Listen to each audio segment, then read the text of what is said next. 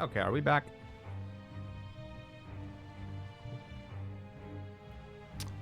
I can't tell if I'm back.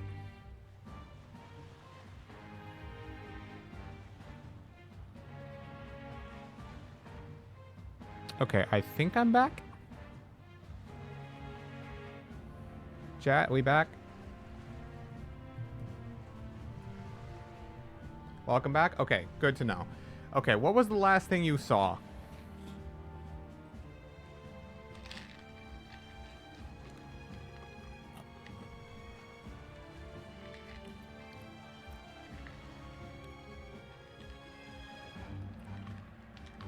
I'm not sure. Okay.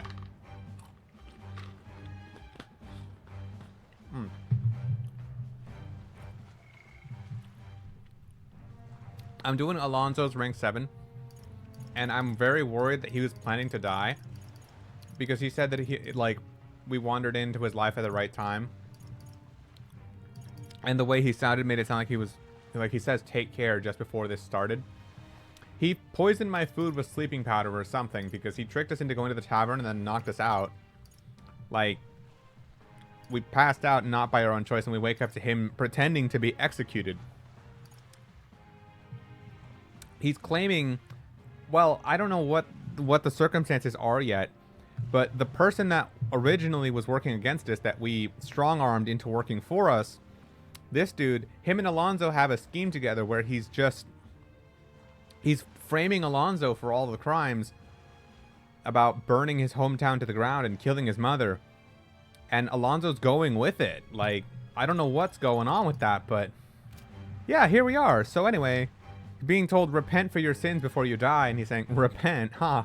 What is there to repent for? A swill of ale tastes like ambrosia when it's bought with money pilfered from you fools. So yeah, he's going full stop on this, but like, why? Thanks, friend.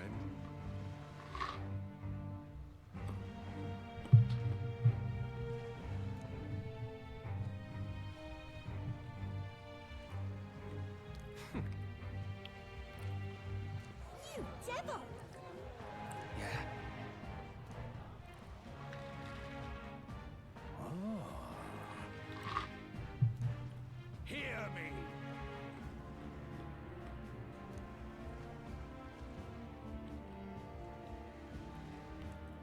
Understood? Oh. Oh my. I see his plan now. You're here.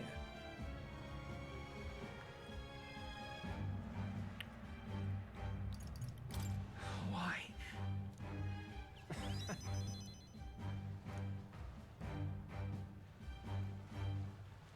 Oh no. Remember your vow.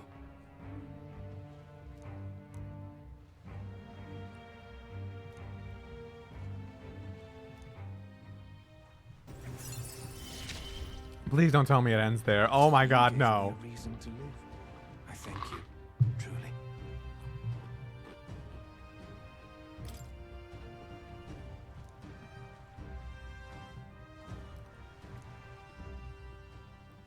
Now then.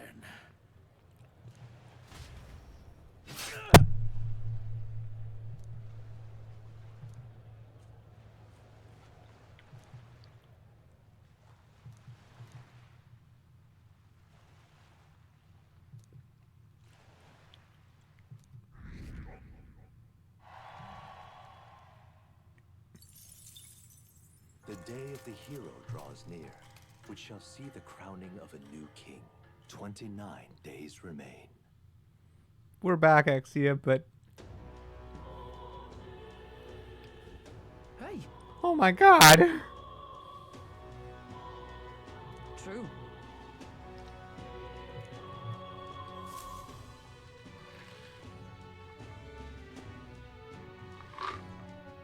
We ought to proceed with caution. Truth is,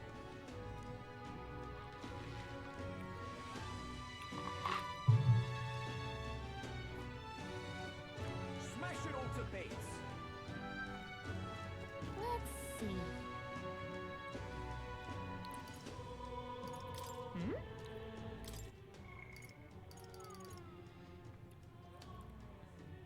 Alonso's dead.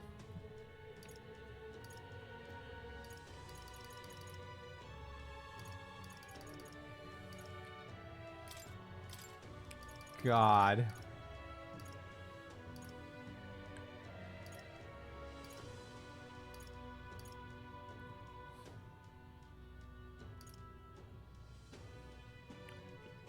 Now, how the heck do you bond with a dead person? So, remember the sun archetype in Persona 3 Reload? When at the end of the game you meet everyone one last time before you die? And instead of Akinari, you meet his mother. And you carry out the final link with her, honoring his memory, but you still feel closer to him? Yeah. It's not impossible. That's why I didn't jump to the conclusion that his death was faked or something. Oh yeah, but Akinari was alive during his rank 10. I don't know. I could be overthinking it, but I feel like it's not impossible for him to have actually died. Truth is,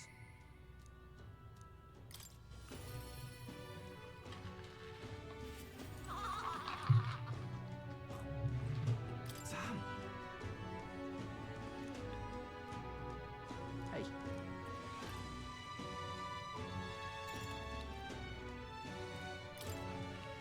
Thanks.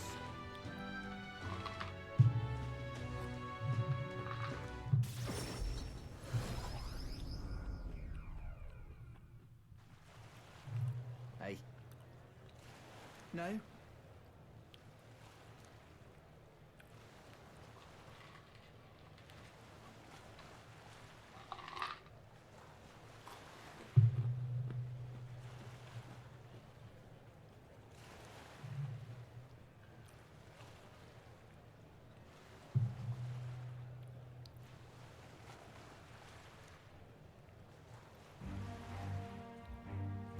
Oh!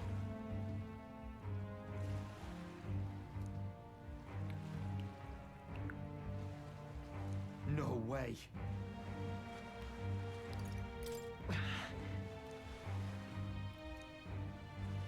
You having a laugh?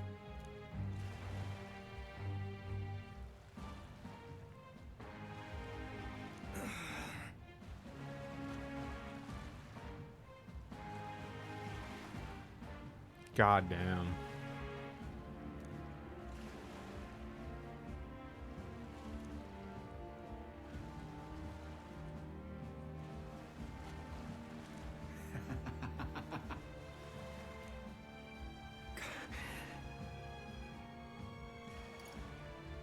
Listen.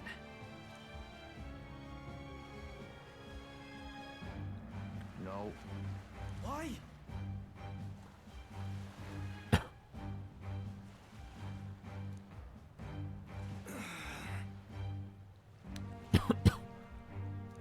Vinka, stop.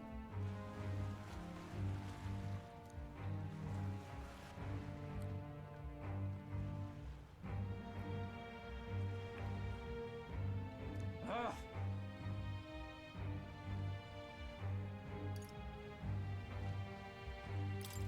That's... Damn it!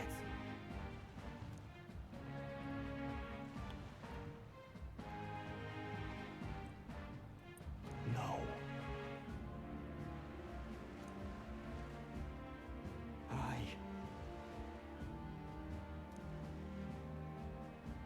But...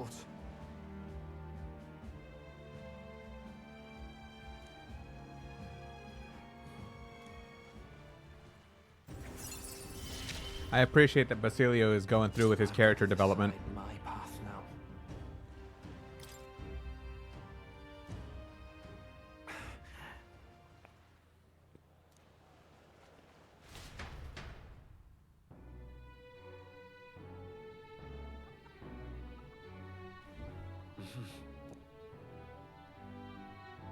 Well.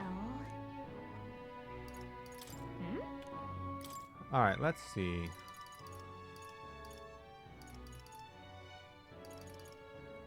Well, I'm curious to see what's going to happen with Alonso's rank 8.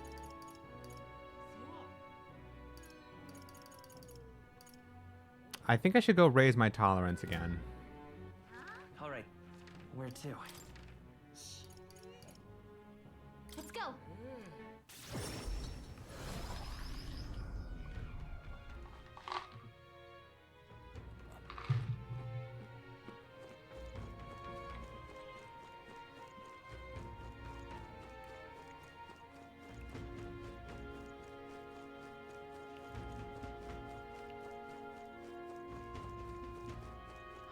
They're just killing each other. Also, there's a magic shop here. I haven't been to one of these in forever. What would you like?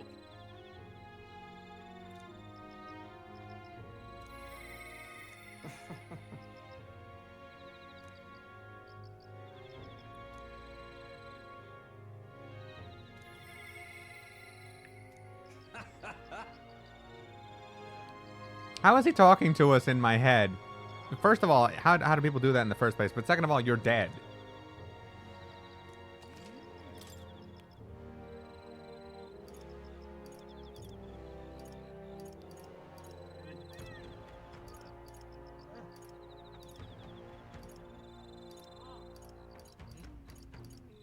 These are nice. This is like everything.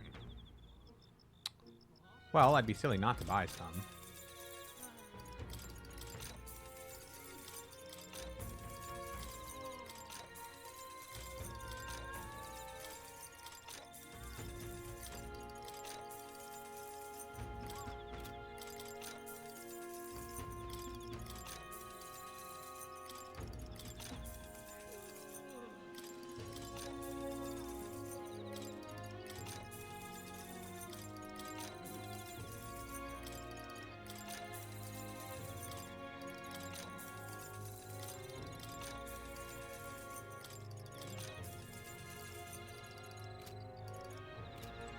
I'm not too preoccupied with money anymore.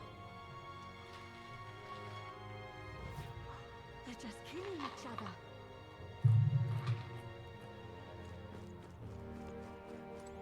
You there? What do you think?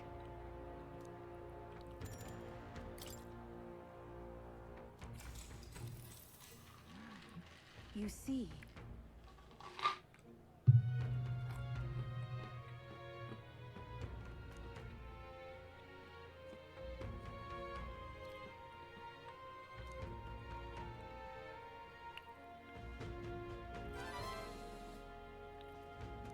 All right.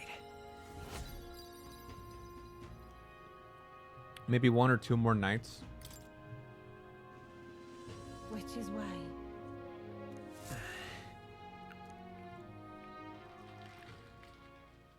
The day of the hero draws near, which shall see the crowning of a new king.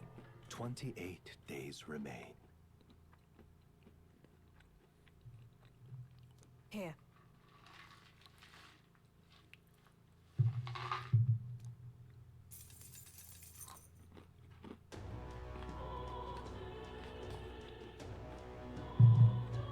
Let's head there. Something up?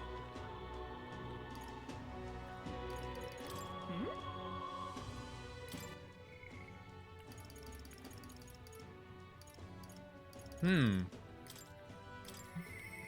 I'm unsure. Hello, Ponage.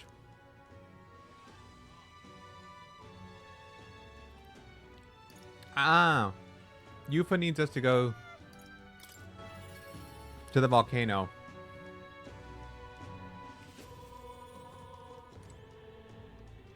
Well... Really? I've done 0 progress on Daybreak 2 and probably won't till December. Well, that sucks because as soon as I finished this, I was kind of in a 50-50 of do I start Daybreak 2 or do I go to Sky First Chapter?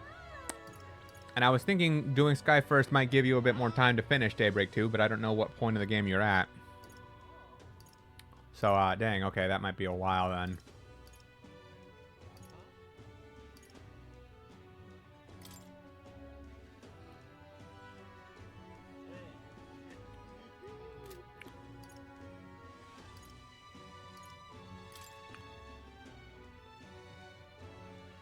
Increases wisdom.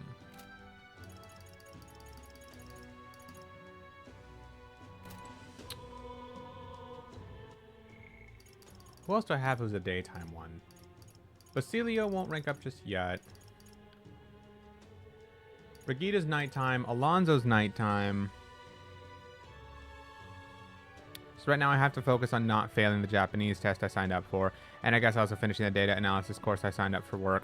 Because that's also eating a lot of my time. No, that's fair, man. Do what you gotta do. Video games will always be there. And I mean, worst case, you're probably still gonna finish Daybreak 2 before I do. Like, even if I was to finish Metaphor within, like, in a very optimistic view, let's say I finish Metaphor in 2 weeks. Even if that is somehow the case, you're probably still gonna finish Daybreak 2 before I do, because Daybreak 2 isn't gonna take me any less than 2 months. So, yeah. Also, let me get some water.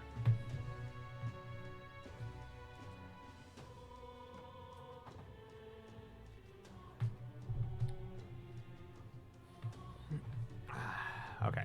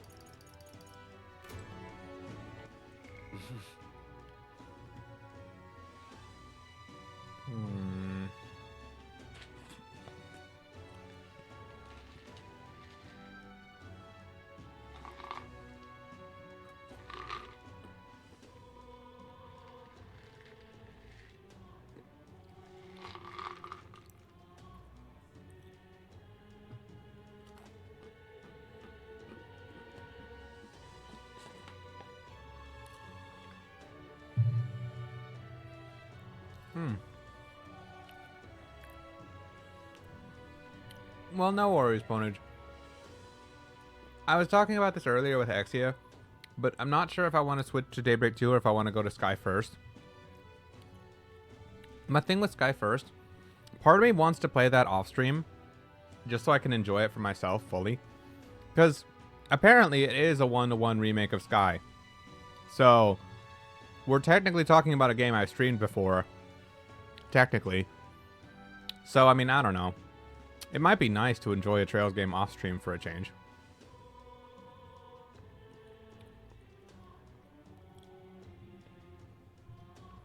Yeah, just a few differences, but like for the most part, it's stuff that I've already streamed. Admittedly in a completely different format, probably with voice acting, its own battle system, and everything else. It is definitely not the same as the original in any way or at all, I'm imagining, but, you know.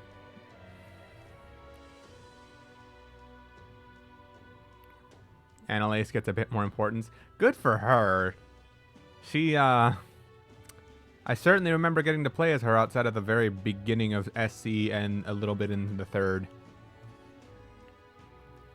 Was she even playable in Sky FC? I don't remember.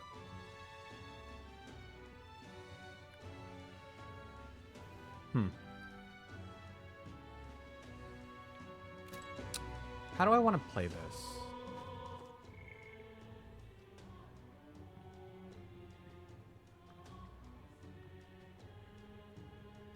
Oh yeah, you got to play as her again during the mission to protect the Royal Academy from Gilbert.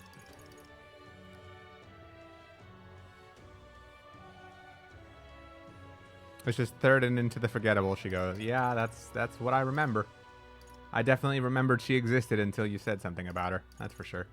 How do I want to play this? Yufa has a quest I have to finish before I can rank her up again. I can't do Basilio right now. In other news, paid for shipping on the Trails watch I bought. Hey, congrats. Getting closer to getting that. Only person I can talk to today is Barden. I'm thinking maybe I should go ahead, go to the volcano and do the quests I have there. Well,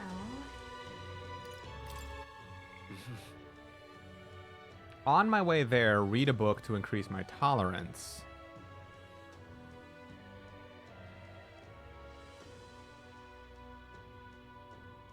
Oh, you know what? You know what I think I'm going to do? I'm going to go to the Mustari Island, raise my tolerance there. Once it's raised, I'll see if it ranks up or not. If it doesn't rank up, then that's okay. I'll do what I'm planning to do and use the day to go to the volcano and use the trip on the Gauntlet Runner to read a book, boost my tolerance. That should get it maxed. The nighttime, if it maxes from being with the Mustari today, then in the nighttime I can go hang out with Katharina. If it doesn't max out, then I'll probably hang out with Juna, because she's also in the nighttime, and I do need to rank her up too, because I imagine she's going to have a quest pretty soon I have to do. Are you talking about metaphor? Yeah, I mean, literally right there, Ponage. That's the perfect time to do it.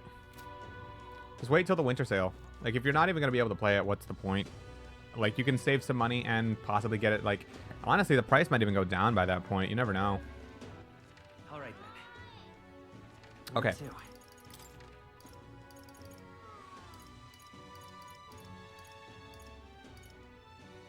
So I can't talk to the person there to raise my tolerance, I don't think.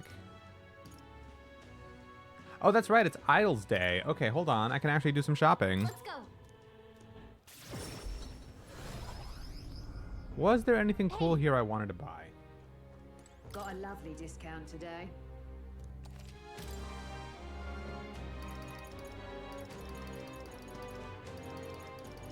Oh yeah, I forgot. I got a ton of equipment over at the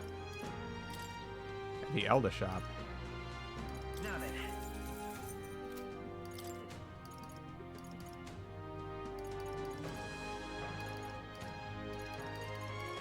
Yeah, everything is worse.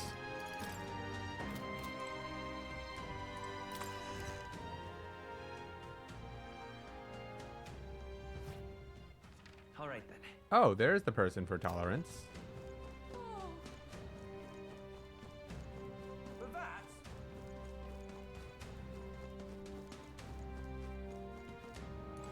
Hey, you there!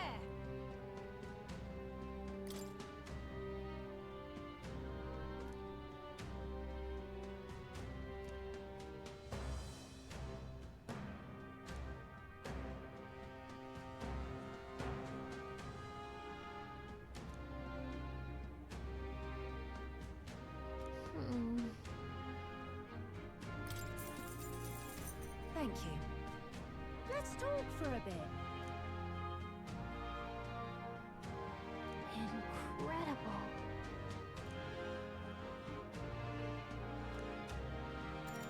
We're allies now.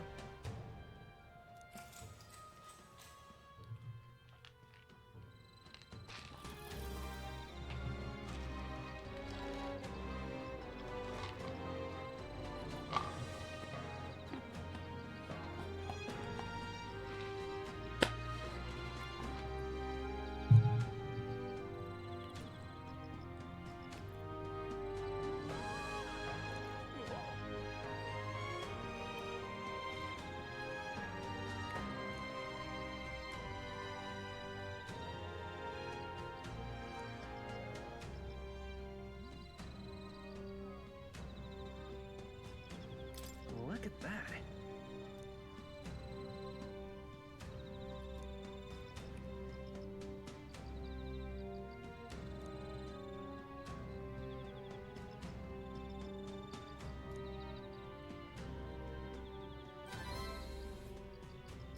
Now then.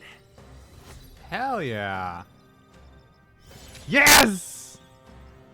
Okay, this was the right plan. Tolerance. Why, that's...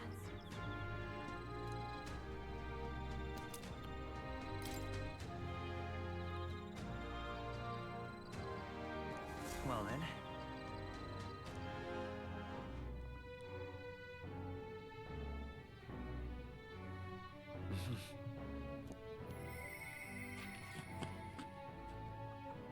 I'll definitely...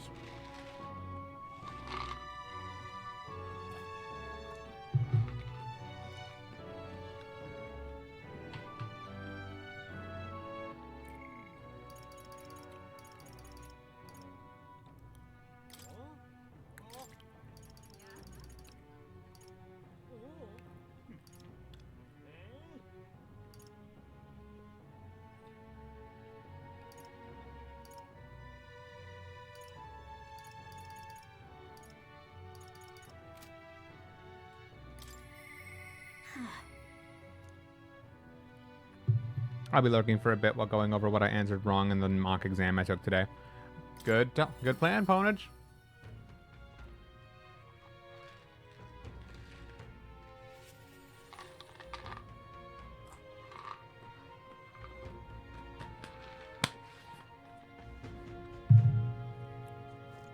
Wait, you?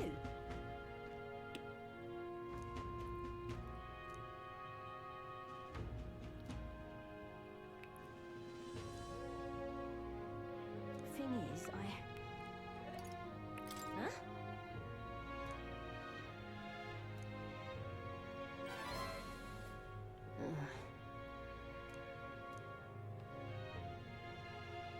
Have at it! Let's go, Katharina.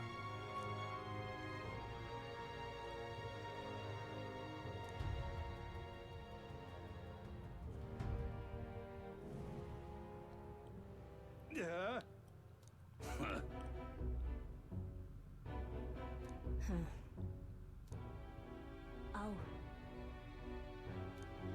What?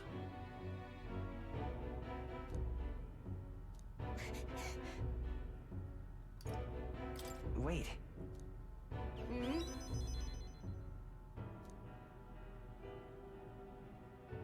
listen to me!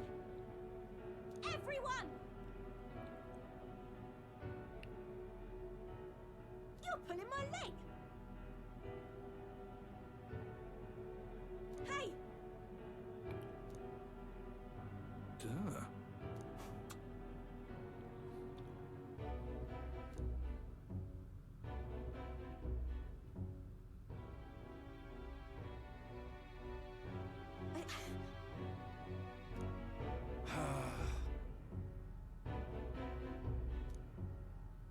Bloody hell. Wait, what the fuck? What do you mean, you people?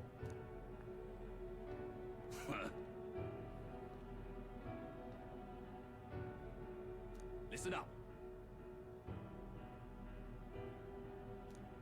You got it.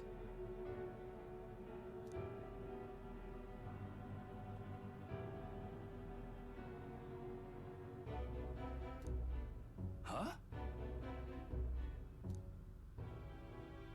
Ah.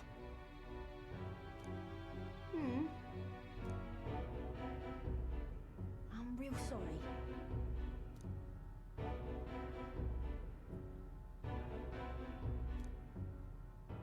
That's why.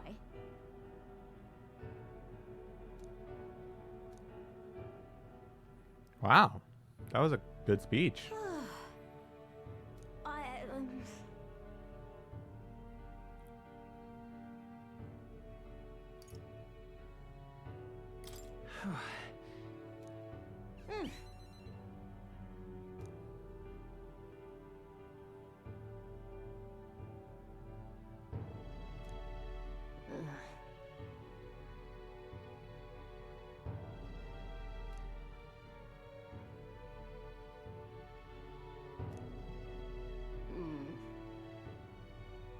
But come on.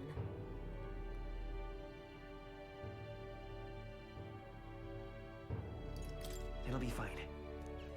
Thank you. So much.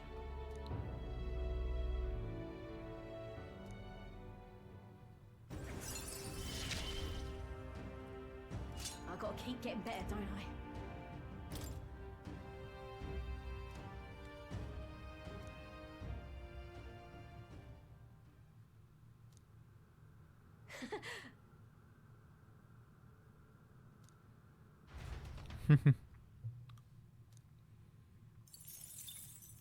The day of the hero draws near, which shall see the crowning of a new king. 27 days remain. Try not to die. Thanks, Brigida. Speaking of,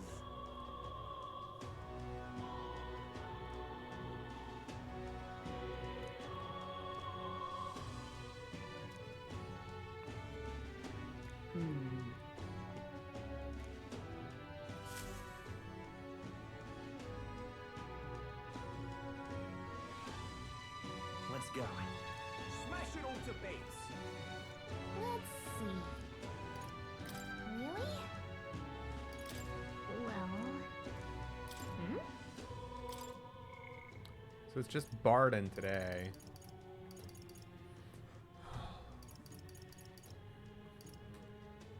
What's up with Basilio? Imagination. Oh god, I was so scared it would be that one. I think that's the one I have the lowest right now.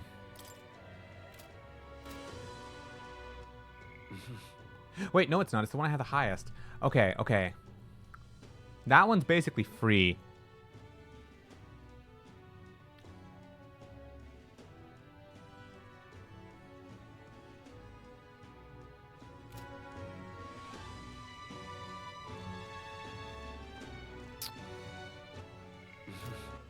All right then. Where to?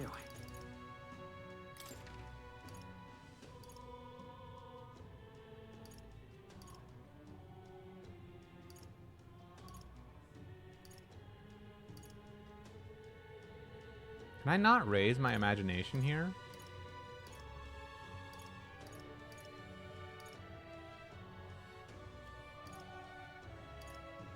Wait, no, yeah, I can. It's right here. What am I doing? I was looking for wisdom. Wisdom is the only one I can't find there. Leave it at night.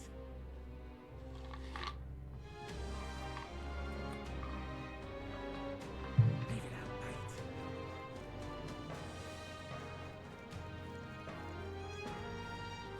There's too much to take. Stay there.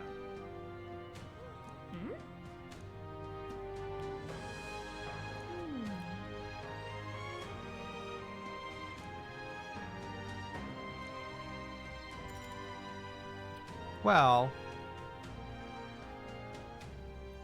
Wow.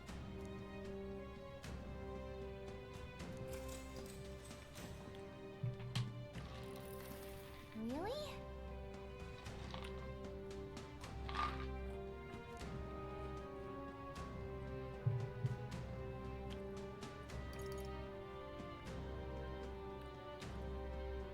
Sure. Right? Let's see.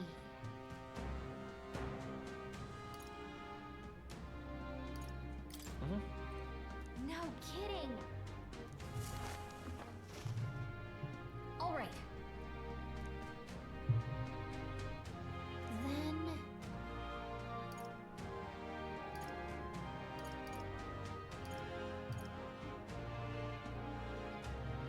back. Welcome back, Picaro. I'm building a snowman in Altaberry. Or a snow cat. Yeah, I'm here now. Well, welcome in, Picaro. Thank you, thank you. Thank you, thank you. Hell yeah.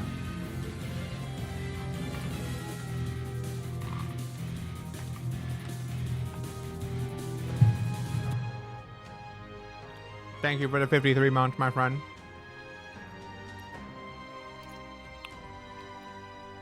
A lot has happened. And currently, I'm building a snowcat. I'm gonna say make it feel alive. So that means... I don't know if we can.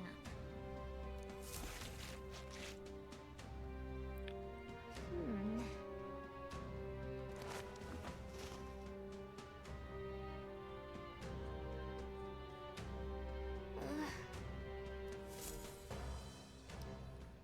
Say, I see.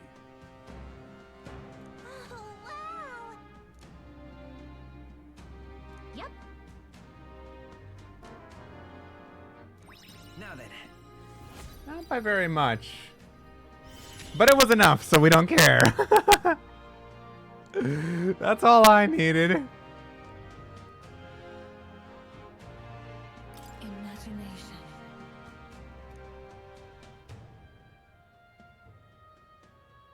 Why, that's...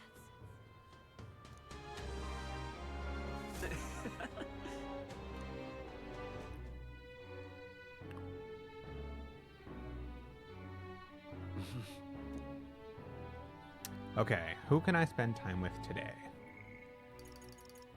Juna. Alonso's ready. I really want to know how that's going to turn out, but okay, before I do, I'm going to spend some time with Juna because she's a little bit lower in rank.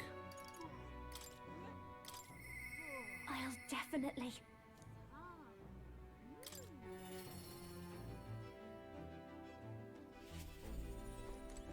Hey.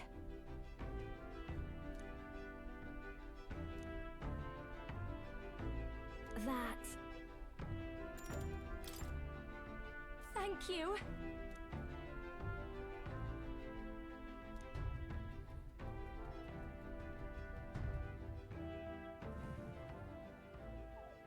Here.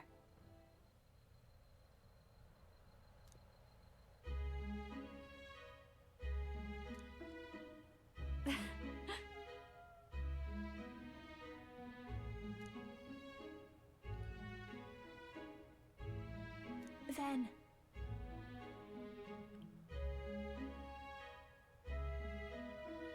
That's good to hear. Yes.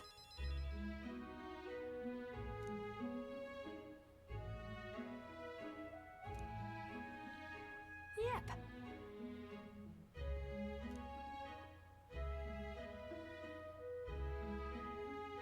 Honestly.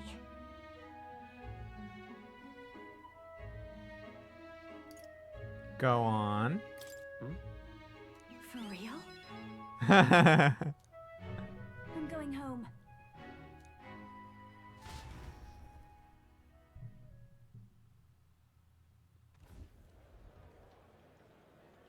Murders. Hey. Hey. Please.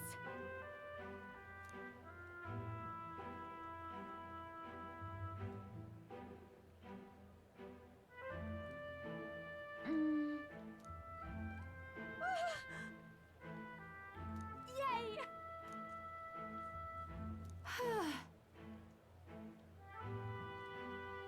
And then.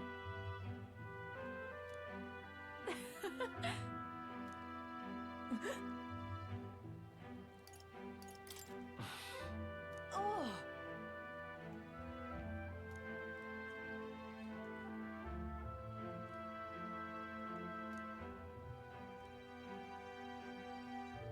But.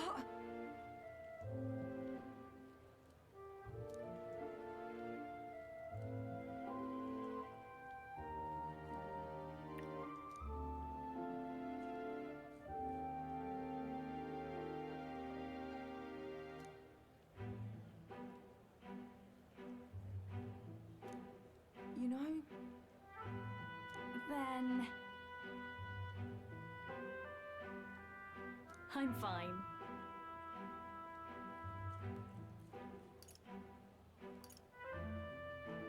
Right. Yep.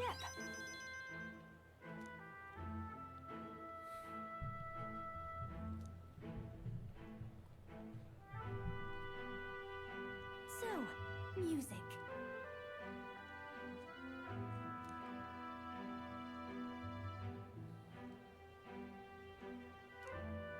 Hey.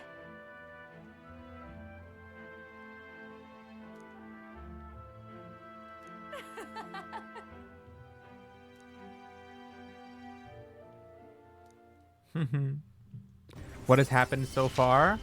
I mean, I don't have to explain all of the story beats to you because you know them. So much. But I will say ever since then, I've decided to spend the time catching up on social links and building social stats to be able to take on all the side quests with relative ease. Upon completing all of that, we shall go to the palace in the sky and give Luis his just desserts.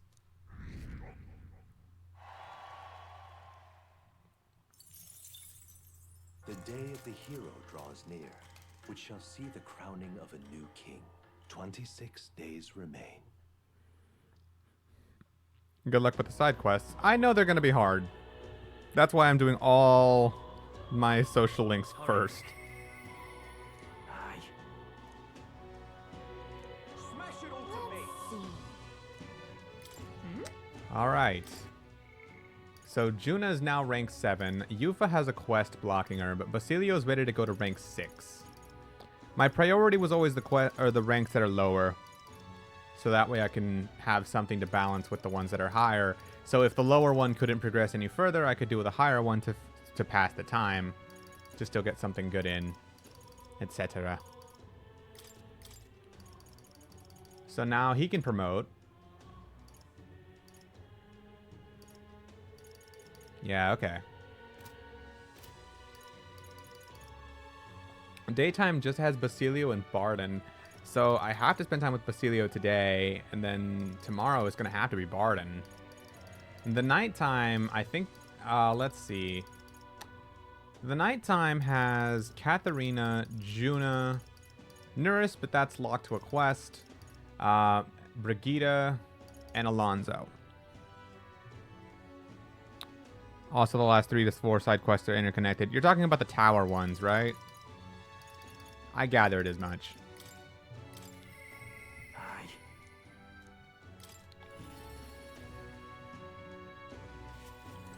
Sam. Vinka.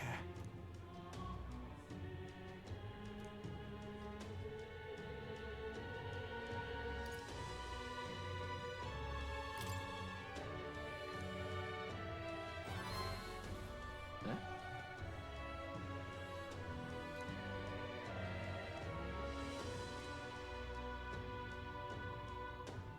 Hey.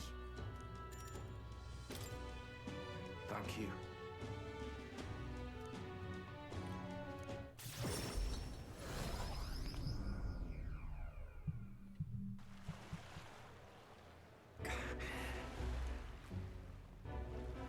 By the way, Uh-oh.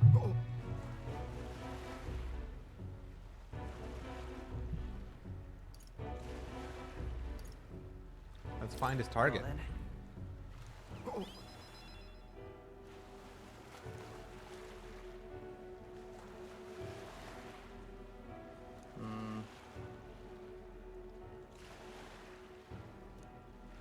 Vinka.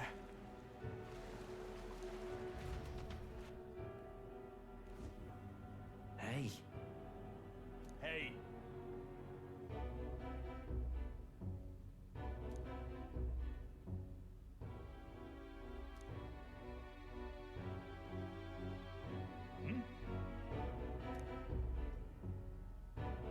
I mean,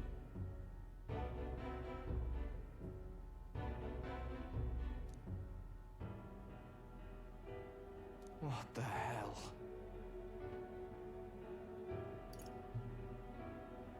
leave it to me.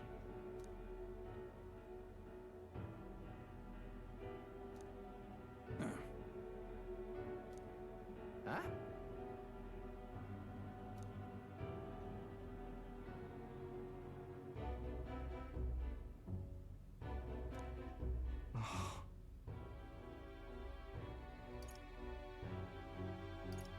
I can break out of jail easy. It'll be fine. Yeah.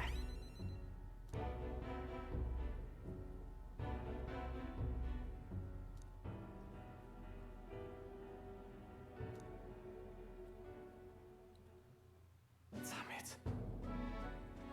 Right.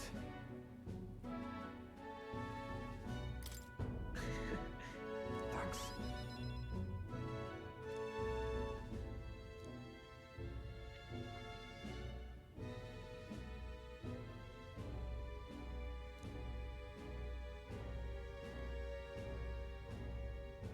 And then,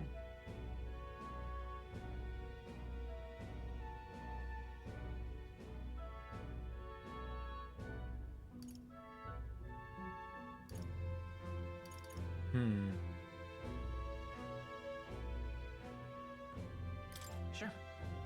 Yeah.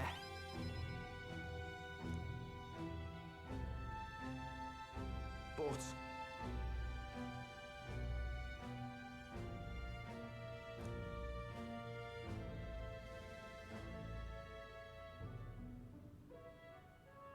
Aye.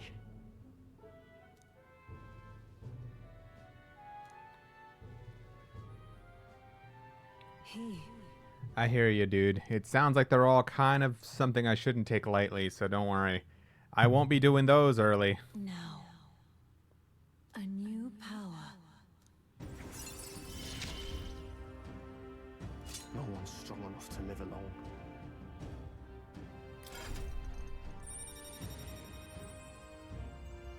The Destroyer. Let's head back.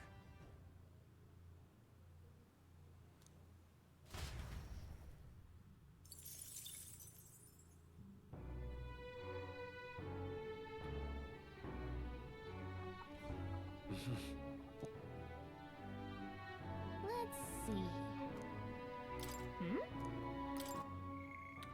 Hey, I can hang out with Katharina again. This is pretty great. This puts almost everyone at last ranks. Okay. I know where Neurus's last relics are. I know the last one is in the volcano that we're going to. So after I finish ranking everyone else as much as possible, that should probably be where I go first. It'll let me rank up both Neurus and Yufa. So that just means Juna, Yufa, and not even Juna. I think she's ready to go to rank 8. Actually, not yet. I haven't seen her with that yet. So we'll see that. But that just leaves Neurus, Yufa, and Basilio, and I guess Katharina rank 8, as the only checks for the last 2 social stats I don't have maxed out. Which I do worry because, I mean, I don't really feel the pressure to max out those social stats immediately. Eloquence is probably going to take a few days. Probably going to take some genuine effort on that one. Wisdom, I don't think that's going to be too bad. Wisdom definitely won't be that bad. Eloquence is probably going to be the bitch, really. I can read books on the Gauntlet Runner doing side quests to make that one catch up. I just don't know who's going to be the one that needs Eloquence rank 5. But it's definitely not Brigida, Barden, or Alonso, that's for sure. So I can focus on maxing those 3 as I need to. Yeah, tomorrow has to be Barden, and I think tomorrow night will probably be... We'll see. We'll see what the time brings. But come on. This is the one I really wanted to do before I got any of the side quests going, because I know the reward for this one is genuinely going to be helpful. Oh wait.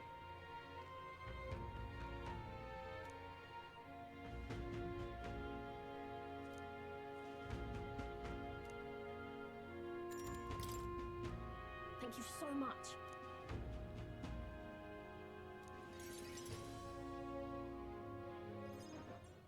You know something?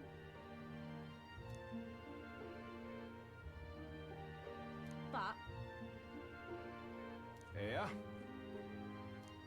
huh? No.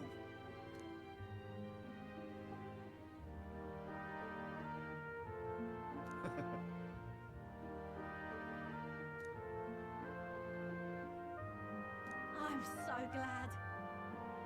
Uh-huh.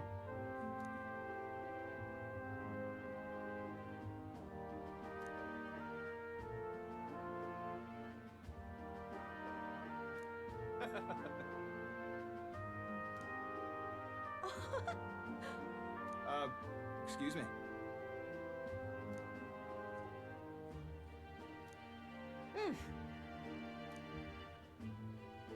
Well, I see it clear as day. Right then.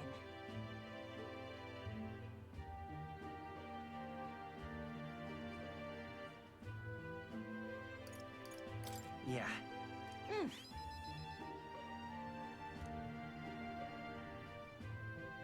Thank you. So much.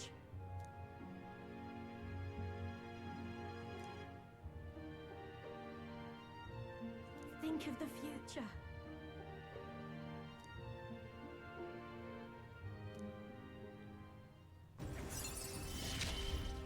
You're the ace in our deck, you know.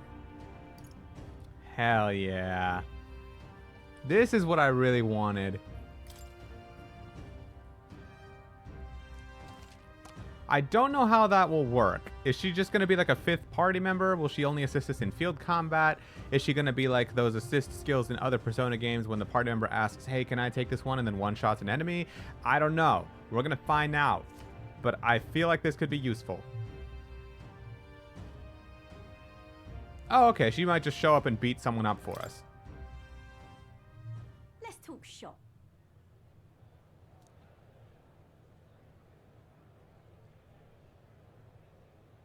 Don't fret now.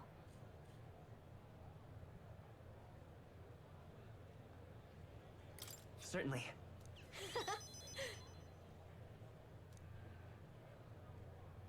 See you in a bit.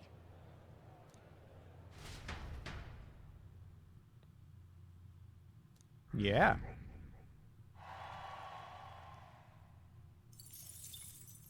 The day of the hero draws near, which shall see the crowning of a new king. 25 days remain. Here you are.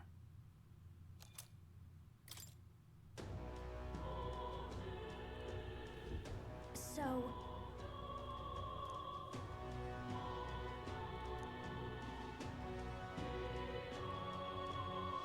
Yes.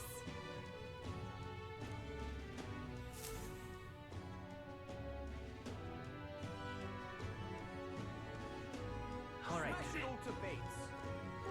see. Okay. Barden is the only person I can talk to during the day. Yufa's locked behind a quest, and I don't know what Basilio or Juna might need.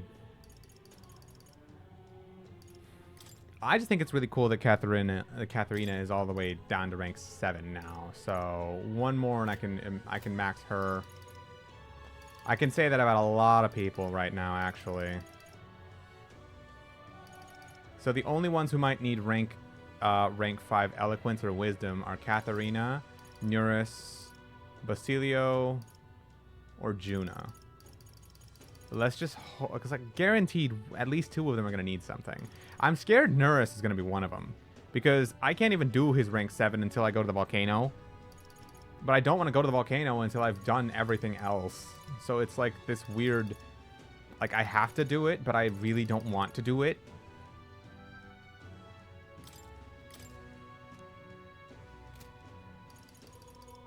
Okay, for today at least, I'll hang out with Barden, because getting him and Brigitte to rank 8 each will give me another archetype. Same for Alonso. And who knows, maybe tomorrow Basilio will be ready to go up to rank 7 if I'm optimistic.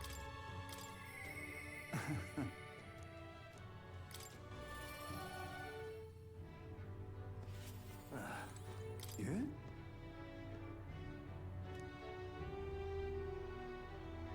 However. Aye, yes.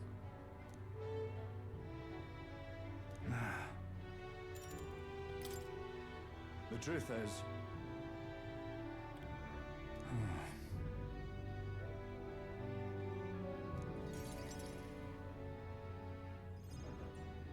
Gastro's been acting as a proxy since the giant sandworms made the governorship one big open question. Everyone's gathered here today to learn what's what, and probably to sentence me to exile.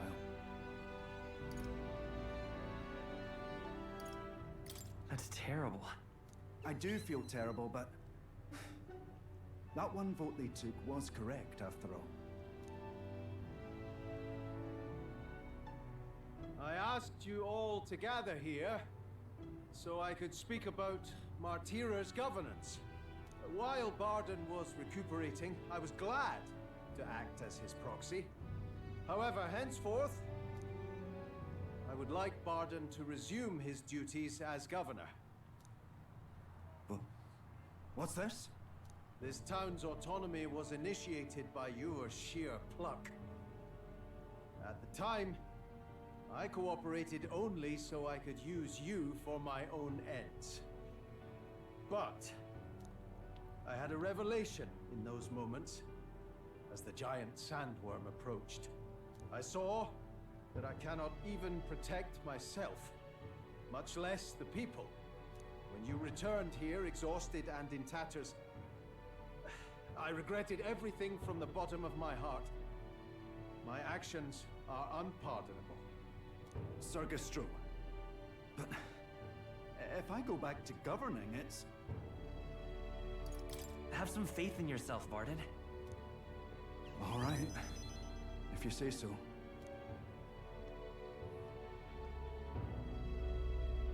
I'm just not sure where to start. Except to begin with an apology. My excessive measures frightened you all. And I implemented them because of my own insecurity.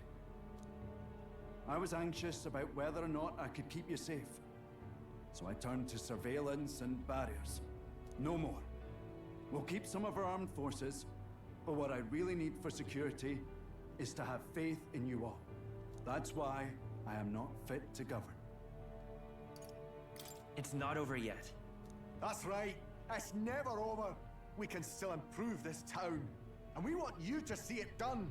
Barden, listen. I followed your example and built a defensive barrier myself. I did too. And I had an idea. We could turn uninhabited houses into shelters. Things didn't go well before, that's true. But you're not the only one at fault, Barden. This is just as much our town as yours. Oh, laddies and lassies. You see? After 2 disasters, everyone has a more mature view of things. You're free to decline. But is that really what you want to do?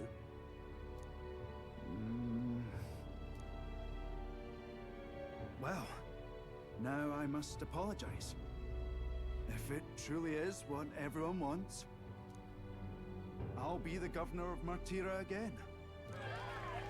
This time, I won't do anything to scare the populace. We'll have faith in each other and the town's unity will be known far and wide. And for our first step, I have the perfect suggestion. Step forward, young man.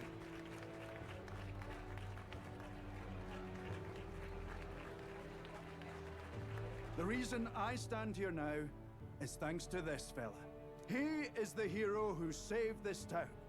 The one most worthy of the crown. I want us to support him as the future king. Yes! Barden and a hero together!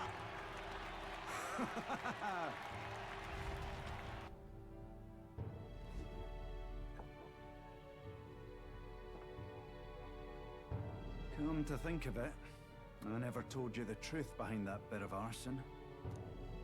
It was this little poor wee un who started it. He didn't mean to, but he touched an igniter some fool had left behind. I only know this because just the other day he came to me begging for forgiveness, all in tears. If I'd known from the start, I would have just thought it a lone accident. Instead, I acted like invaders had infiltrated us. Got my people all terrified. But in truth, you're a kind person. I'm the kind of man who rushes in without thinking. I ought to take more care and not act so rash.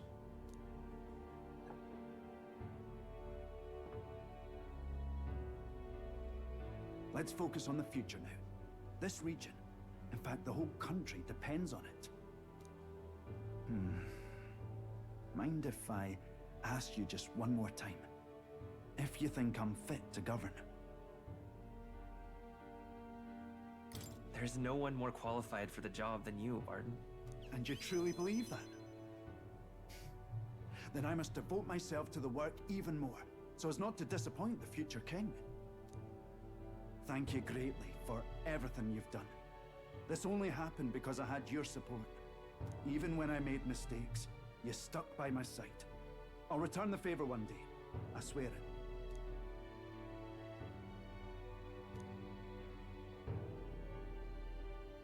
The Honorable Guardsman, Barden, keeper and heritor of the Commander's virtues. Your tempered bond has become a fire-forged trust. Thus, a new pinnacle of heroism awakens within thee. By the grace of his newfound powers, work to give truth to our hopes and fulfill thy destiny.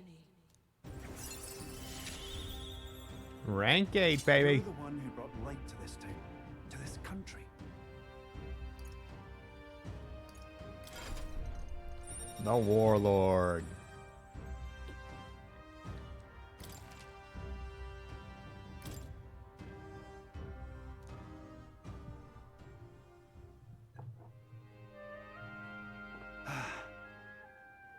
Today really is such a bonny day.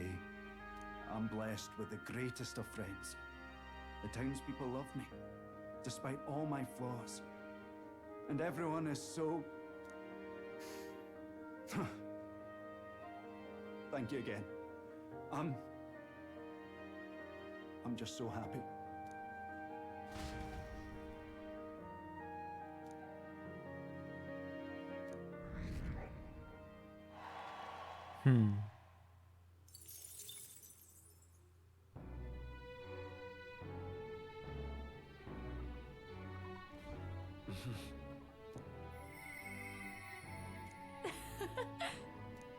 All right. Something up?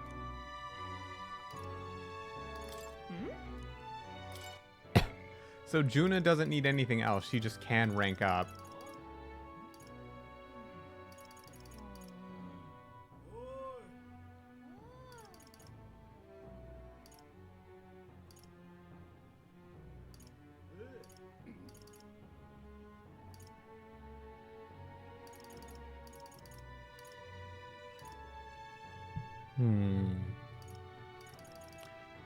So this means during the day, I've only got Basilio and Yufa. I really need to see what Basilio is going to be like tomorrow.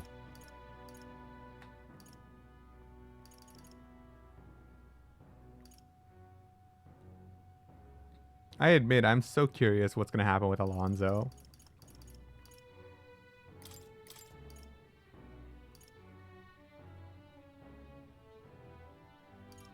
Triumphant him. Oh. You know, it might just be smart if I rank up with Juna before I do any side quests. Like, if I can't rank up with anyone tomorrow, I might spend the day doing social stats and then the nights doing social links. We'll see. But, yeah, like, Juna's a mainstay in my party. I think it would make a lot of sense to raise her.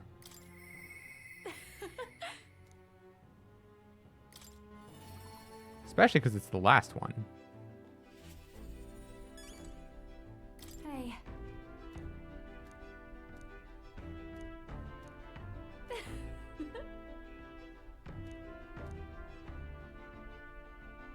Well, should be fine. Thanks.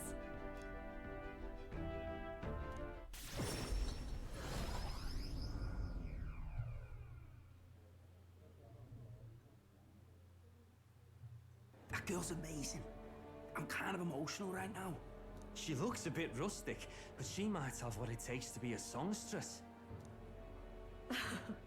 Look at Myrtis now. Her audience is melting in her hands. I asked Capra to make some connections, and I think introducing Myrtis here was the right choice. I think she's got potential. Yes, she really does. If I don't watch out, she may just pass me up. Her voice, though, it lights a fire in my heart. You came? Oh, I just wanted to catch a few notes. But I must admit, you sing with a river of emotions, and it swept me away. I didn't expect to say it, but I was having a great time. You don't say. Well, thanks. I'll take your word for it. As for me, I think I've learned to face my demons. There's nothing standing between me and my songs now. So you keep an eye out, because I'll be right on your tail. Next time we meet, we'll be sharing a stage. Well, shouldn't you be off then? Take too long and I'll have a stage larger than this country. There's that telltale confidence. I will be off, but do enjoy your time here. The cheek on that one. But you know, my good man, I think this whole ordeal has finally shown me exactly why I sing. It's not the lyrics, it's not the harmony. It's the power of the song as a whole. And it varies. When Myrtis sings, you can feel her fiery passion. But for me, I want my music to give people hope. No matter how deep the despair. I want my songs to show people that there is always a light that they just have to reach out and touch. That the future is worth fighting for. I think that's what the world needs right now. You already fill me with hope? To hear that from you of all people is high praise indeed. But just you watch. I'm not done growing. Well, it would be much easier to do that if the world weren't under a constant barrage of tragedies. So let's work together to create a world where everyone can hear me sing in peace. I'll expect a seat at your side. Every time. I want my next song to bring a smile to every face.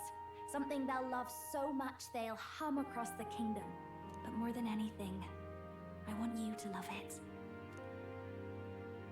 My sister told me something once. She said I should always strive to get my voice out to more and more people. Journey has been difficult at times, but I'm so glad I never gave up. And as for you, you better be at my side, listening to every note.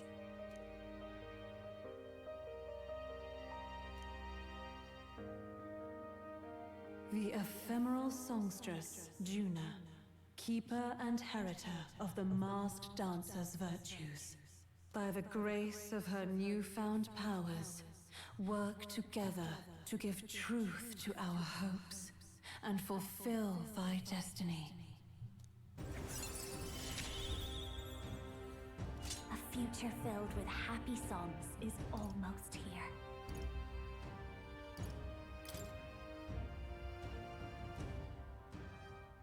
All right, enough of that.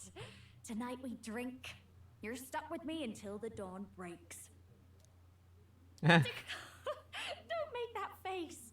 I just want to see what kind of music you like.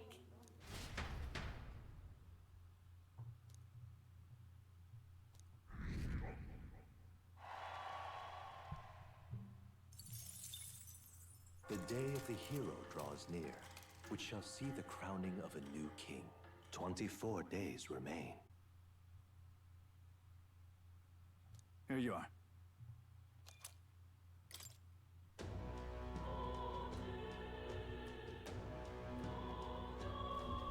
What am I supposed to do? All right, Basilio coming through. Smash it all to bits. Well...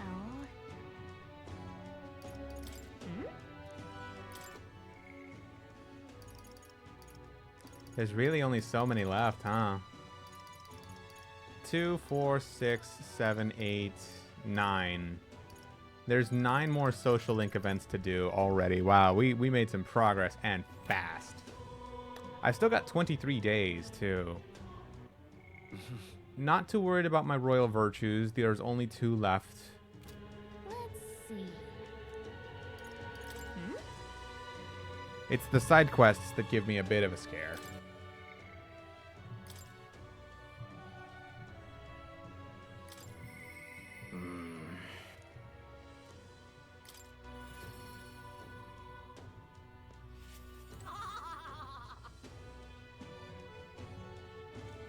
Tom.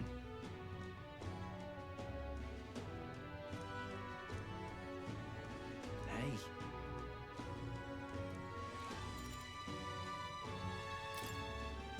Thank you.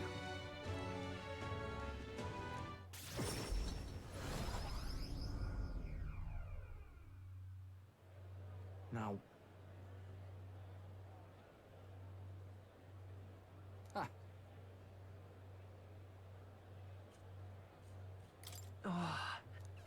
Heh. Oh.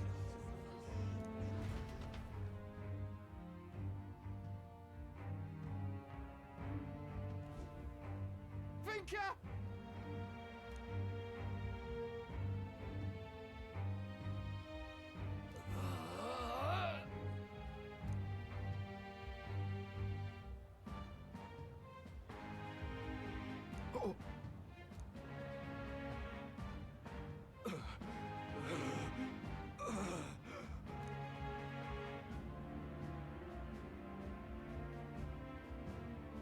Oh no.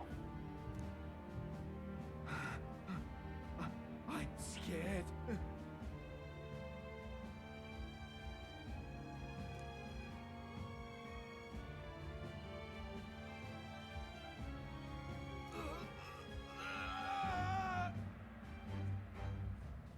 Oh no.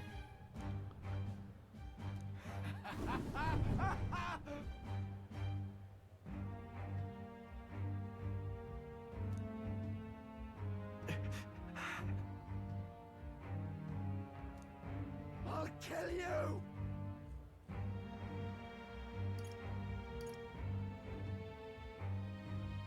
He's gonna Kasich.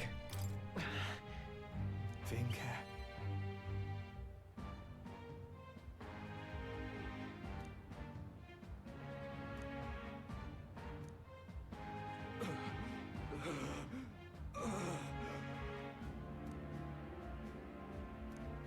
Finka!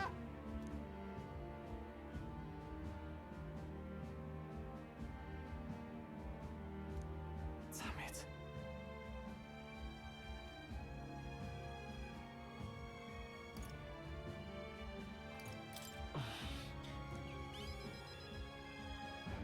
Truth is,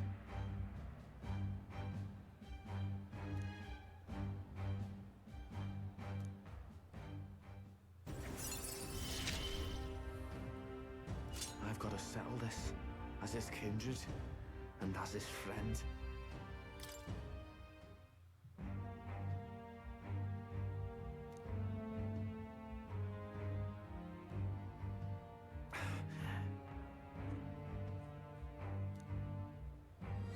This one's important. Okay. Well, increasing tolerance is unfortunately not useful to me anymore, but that's not even the point.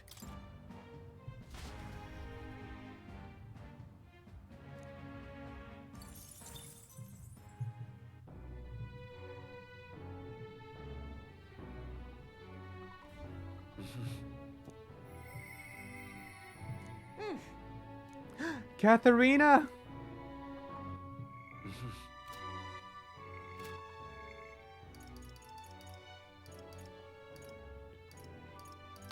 So all three of them are ready to be maxed out. Okay, so that just means Yufa, Basilio, and Nuris are ready. Yufa, I gather, has to be the one that needs Eloquence level 5. And Nuris probably needs Wisdom level 5, if I had to guess. Basilio and Yufa both just need a quest. Nuris I have to find his last relic at the volcano anyway. Yeah. So who do I want to... Who do I want right now? Like, Katharina gives me the Martial Artist and 4 skill slots for Brawler Inheritance, which is good. Alonso gives me the Trickster, 4 slots for Faker. And Brigitte gives me the Tycoon and 4 slots for Merchant. So they're all the same virtually, but who do I want the most right now?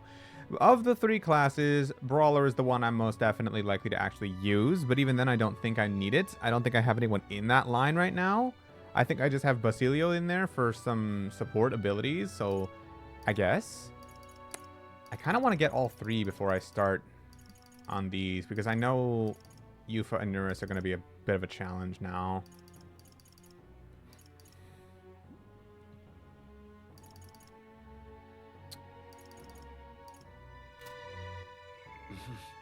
Yeah, okay. I'm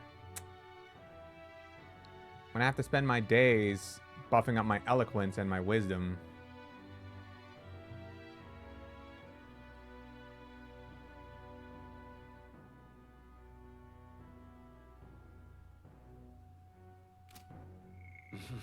Something up? Hmm? Alright, I think I'm gonna do all 3 before I go to the volcano.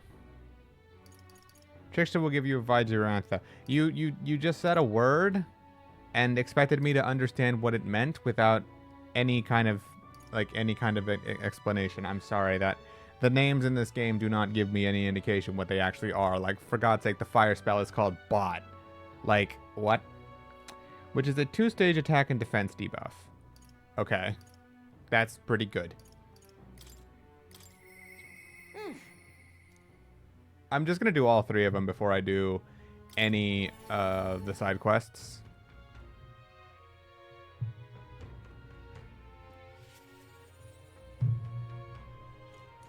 Oh, wait.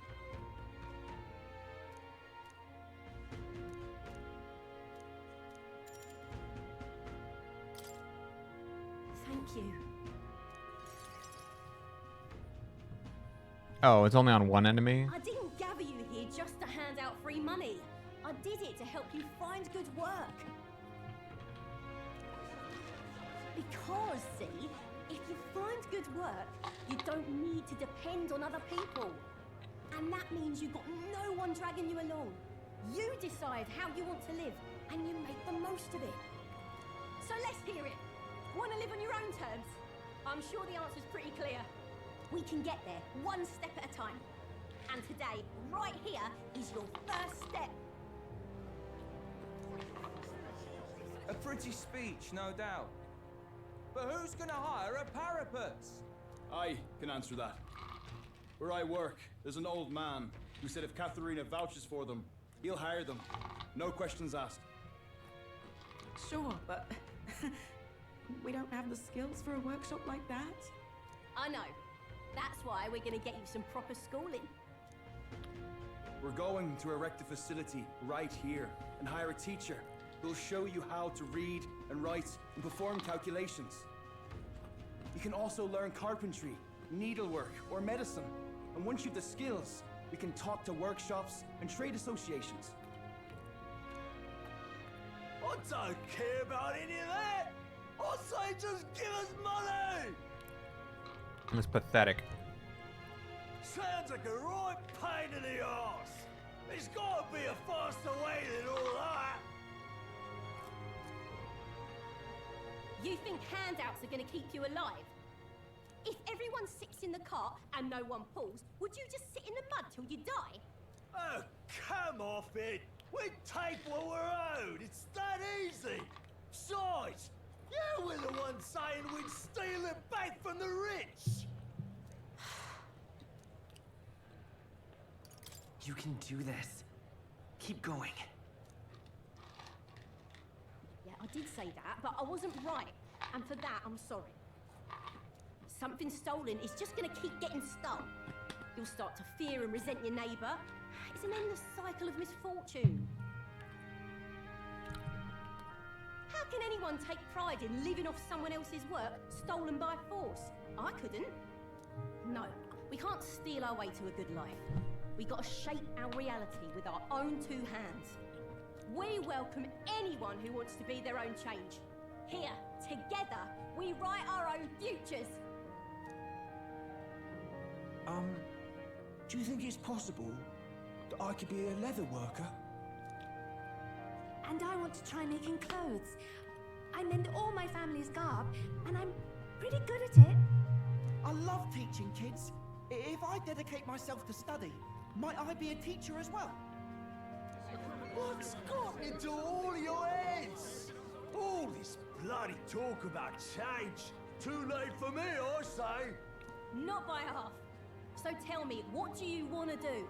We can work on this together. Always thought it'd be nice to see the ocean.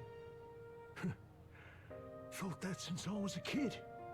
Then learn how to do calculations. If you can do that, I can introduce you to a merchant in Brylehaven.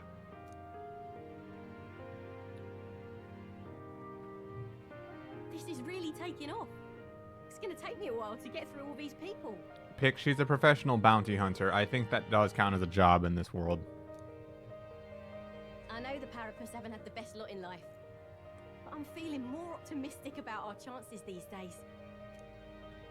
Because, I mean, you're going to be a king soon, yeah? Things will really start looking up for us then.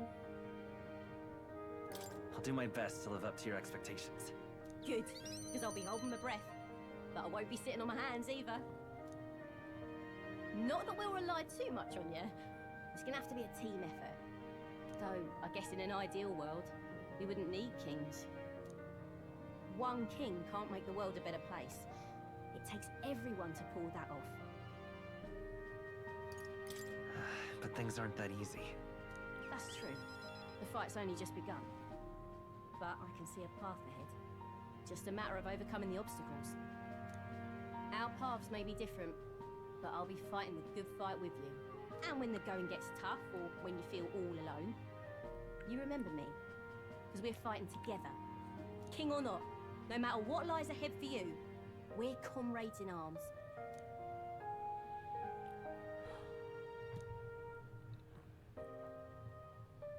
The loyal hunter, Katharina, keeper and heritor of the brawler's virtues. Your tempered bond has become a fire-forged trust. Thus, a new pinnacle of heroism awakens within thee. By the grace of her newfound powers, work to give truth to our hopes and fulfill thy destiny. My dreams may seem impossible, but I'm not giving them up. The martial artist.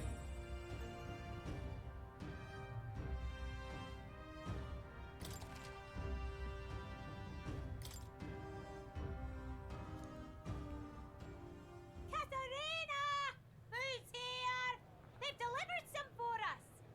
You lot better save some for me! Wait, come and have a meal with us. Consider it an early coronation ceremony.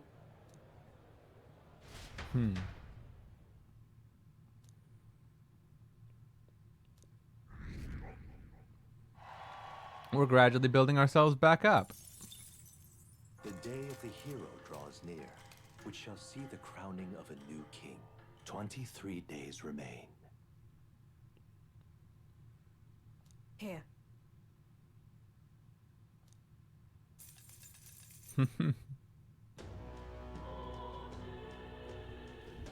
Hey.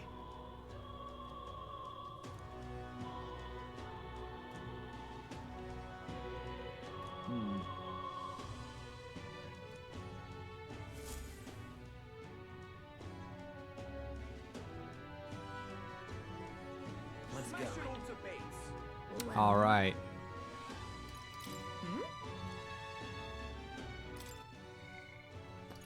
Yufa needs a quest. Basilio needs a quest. Brigida and Alonso are in the evening. And Nuris needs me to find that relic for him in the volcano.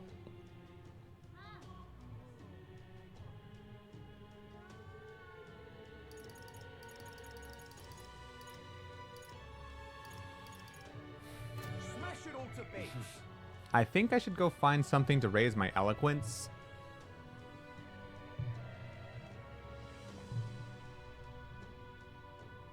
I'm confident that's going to come into play at some point.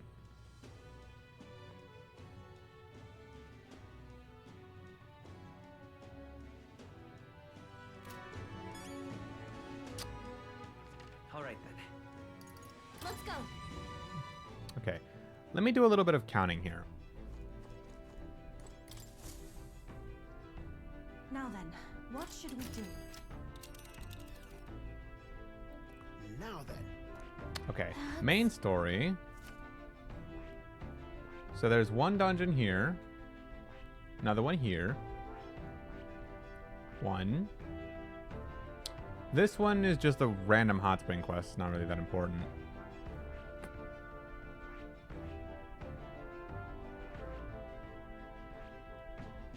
So I'll need one day to go here. Be that as it may. Since I can fly now, this is only going to take one day. Don't lose focus. Yeah, but it's your call.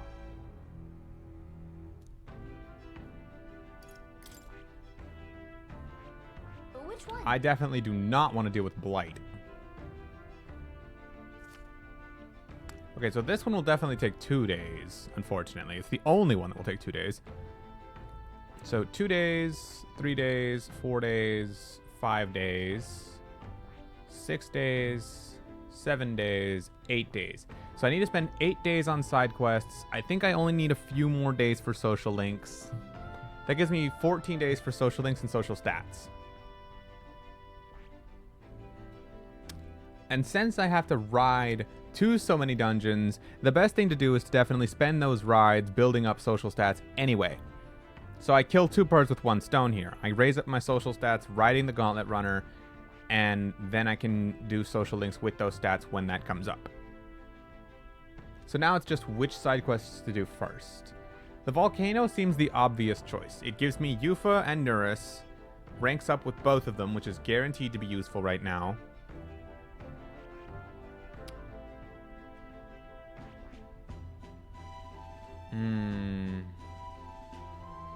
This one seems to be the earliest one that I was supposed to do.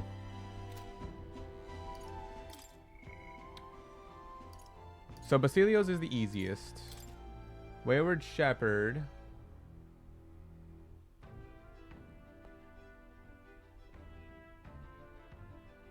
Oh, this improves my eloquence too. Oh, lovely. A hunt in the volcano.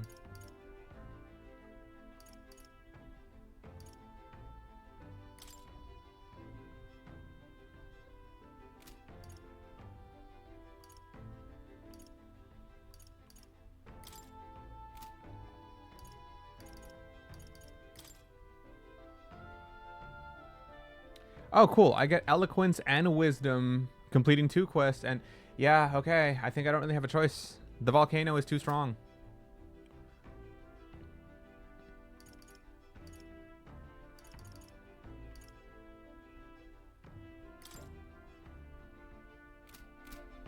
Okay.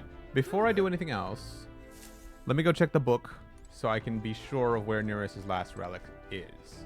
Also, I just realized, fuck, Idol's Day went by and I forgot to get free luck. Oops. Yeah, the volcano seems to be the best choice, but let me just double check this one last time to be safe.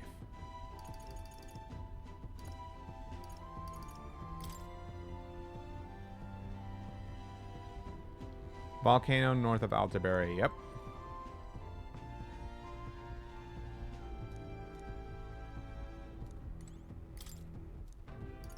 What's this last one?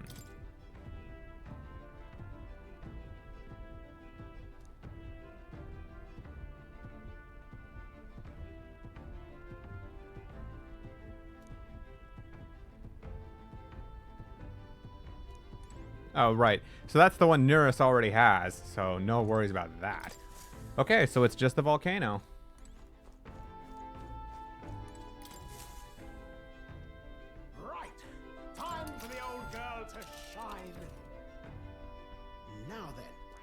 Please don't have bad weather.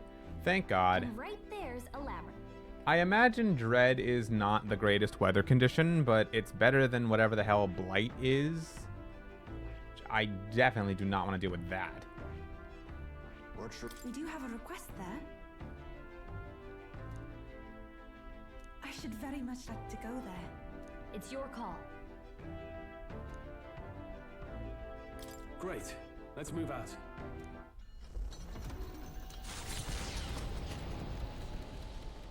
Just go to a Denny. I already saw him. He told me about the trial things.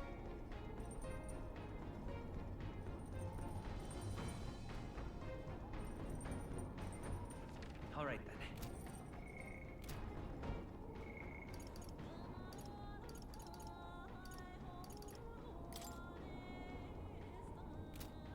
Yeah, because he told me about the 3 and the Mustari that would tell me about different trials, and I found them by accident anyway.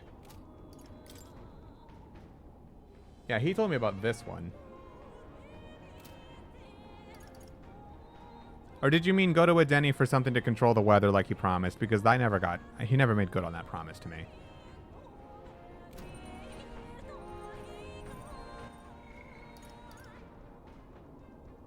Well, whatever it is, I can't really do it now because, yeah, I'm not going to redo like 3 hours of playtime, 2. So, yeah, the autosave definitely already kicked in when I took off. So, we'll just have to do the volcano without whatever the hell a Denny would give me. But the rest we'll do with it. There's imagination, but that one's already maxed. It's eloquence or wisdom.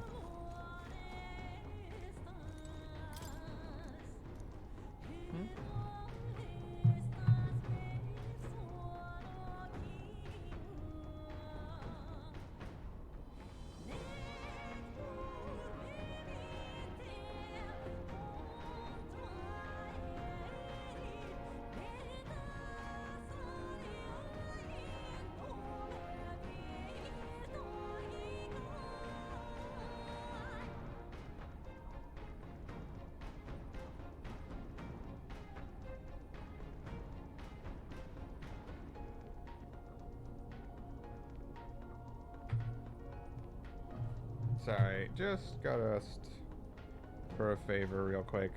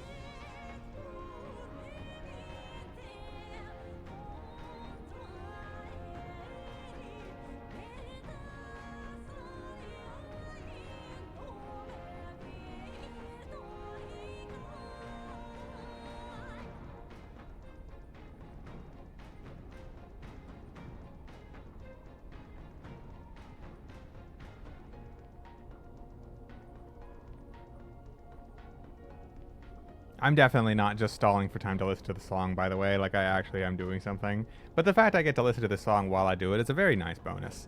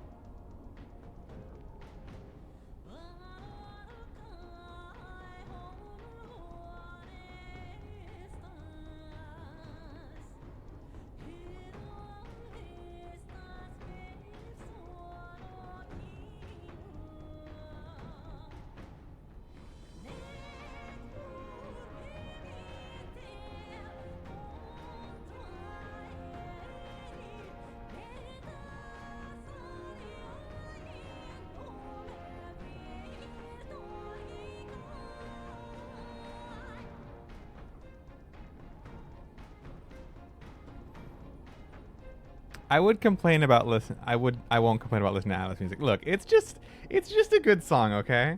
We just vibing, huh? Not intentionally. I actually have something I need to take care of. But yes, I'm doing that right now, and it's like actually important. I would switch to BRB, but let's be honest, this song is better. Like this is a better song choice than my usual BRB choice.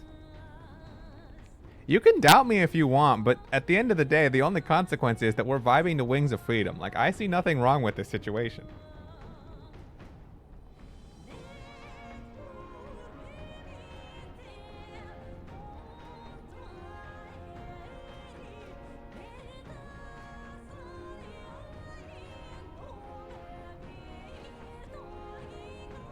Why don't you set it to your BRB choice then? I could do that.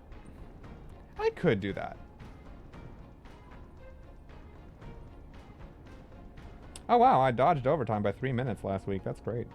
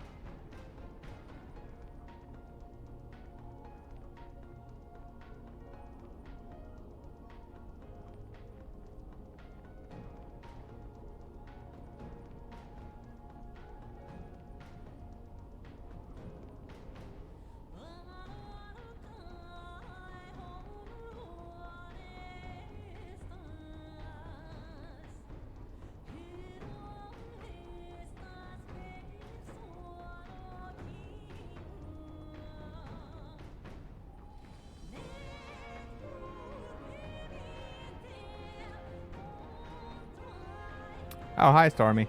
We vibing right now. I have something I need to take care of, and instead of flipping it to BRB, I am just enjoying. I'm just enjoying the songs and metaphor because it's just that good.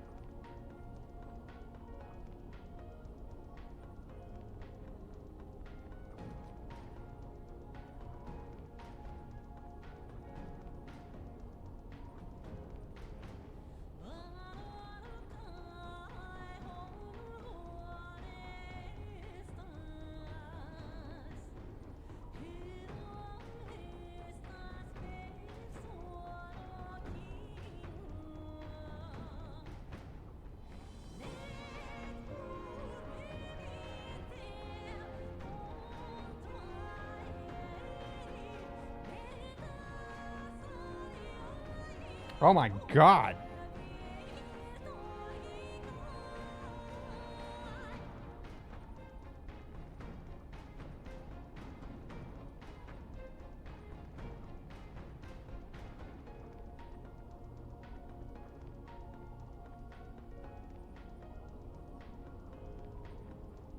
Oh, that's funny. Some guy's trying to scam me on Discord using 2 accounts that have the same profile picture and the same name. That's funny. I know what Gail's doing, but I'm hoping he's good. Oh no, I'm good. The oh my god was more so of like a surprise one, not so much of a like, oh, I'm fucked kind of thing, you know? No, I'm good. I'm good. Like, I just decided to pop open Discord after I finished all my stuff, and apparently I just got like 9 DMs. 7 of them from one person whom I do know is a friend of mine who likes to run her mouth a lot, and then 1 from Pick, and then 2 more from some other person who is the same profile picture, the same account name. Both messages arrived an hour ago, each asking me if they caught me at a good time. Yeah.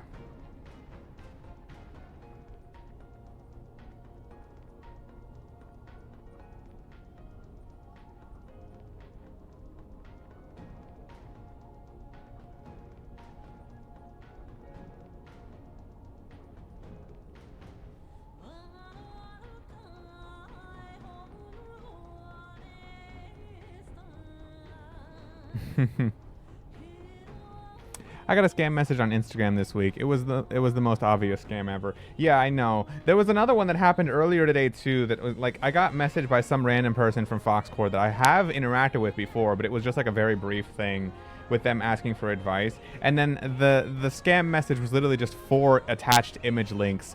One of them showing them like, hey, a screenshot of like a picture of like a computer monitor with like the tweet of like some rich person saying, hey, I'm launching my new cryptocurrency, and like I will give $25,000, or I'm sorry, $2,500 to every person who likes and retweets this, and like I'll DM you a private code for you to like like enter in to get your money. And it shows like 4 pictures of them, of one of the tweet, then one of them entering the code on the site, then one of them saying, oh, your payment is received, transferring to your wallet of choice, and then one of their PayPal account. And I'm just like, this is some random, like no words either, just 4 images. And they weren't even like pasted pictures on there. They were just straight up like image links. Like I could see the URLs still. And on top of that, all of the pictures, even though they were like of computer monitors showing me these things, they definitely did not have like the person's hand or features or any kind of identifiable characteristics in them intentionally. And I'm like, you know, if you're impersonating someone that I know, it would probably be really important to get that detail in there, and then I might actually be likely to think, oh, this is actually the person. And I'm like, I'm not talking to a robot. But yeah. No, these things have been have just been showing up. Who's this person even from? Oh, did some bot join my Discord? Because it says I only have 1 mutual server with this person, and it's my own. So, who the fuck this? Yeah, it's the two. You guys can see them in my Discord. The usernames are literally daff_.1 and daff_.4. Like, fuck you.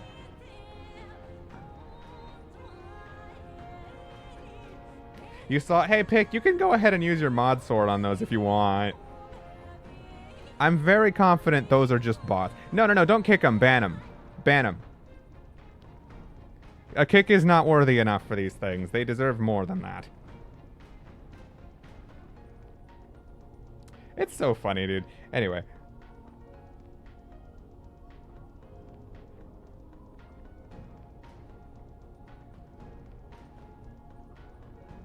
Okay.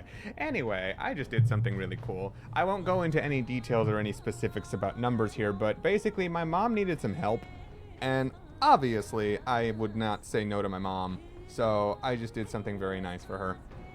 And I am very happy that I am in a position that I can do something nice for her when she needs it, because, you know, she's my freaking mother and has done that for me countless times in her own life, so yeah.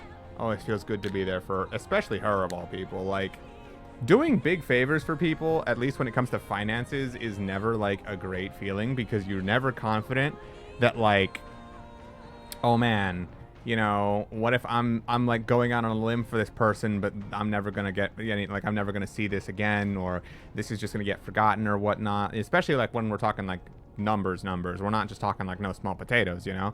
And like, but the thing is, it's my mother. There is no one on this earth I can trust more than my mother, and that's just the way it is. So yeah, it's my real mom, not my fake scammer mom. I haven't talked to her in years. We're good, but. Yeah, so anyway, it feels nice to be able to support her when she needs it because, you know, she's a woman who does a lot of things to make sure she can always attain her way by her means. She never asks for help, not from anyone. Like, so if she's asking for it from me, then I know it's a situation where it is needed because that's just the kind of person I know her to be. At least if the past 27 years of my life have taught me anything, it's that. So, you know, being in a position where I have worked enough and I have enough resources to be able to help the person in my life who's helped me the most, it's a good feeling. You know? It's a very good feeling.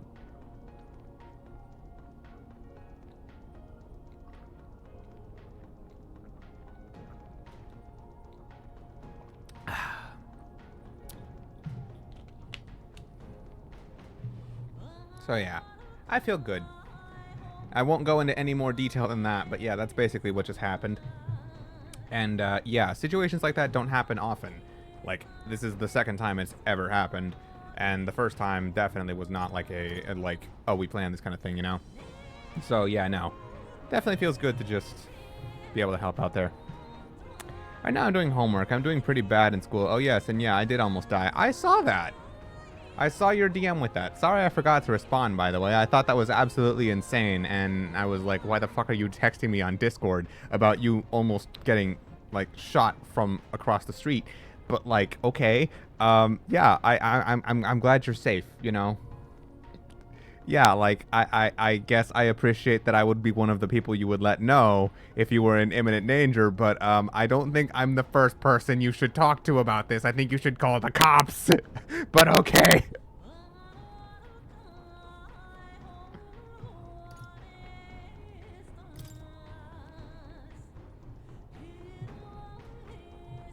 Yeah, I think there are more immediate people you should tell when that situation comes up. Just saying.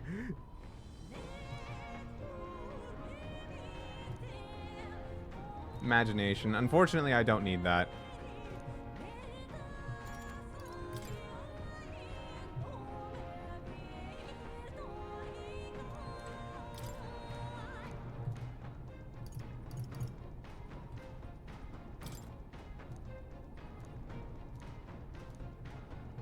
Tolerance.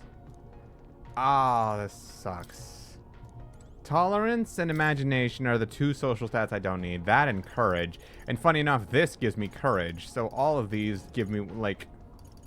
This gives me tolerance, which I don't need. Pride and persuasion gives me eloquence, which I do need. And New World Travel Diary, I think this gives me wisdom?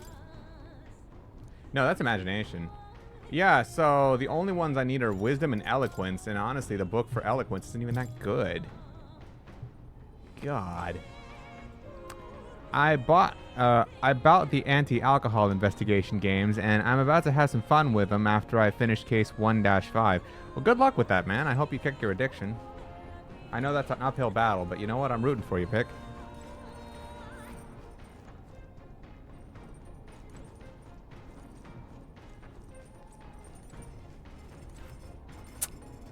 Shit. All right. The only useful thing I can do is read a book for eloquence. I can't even do anything else.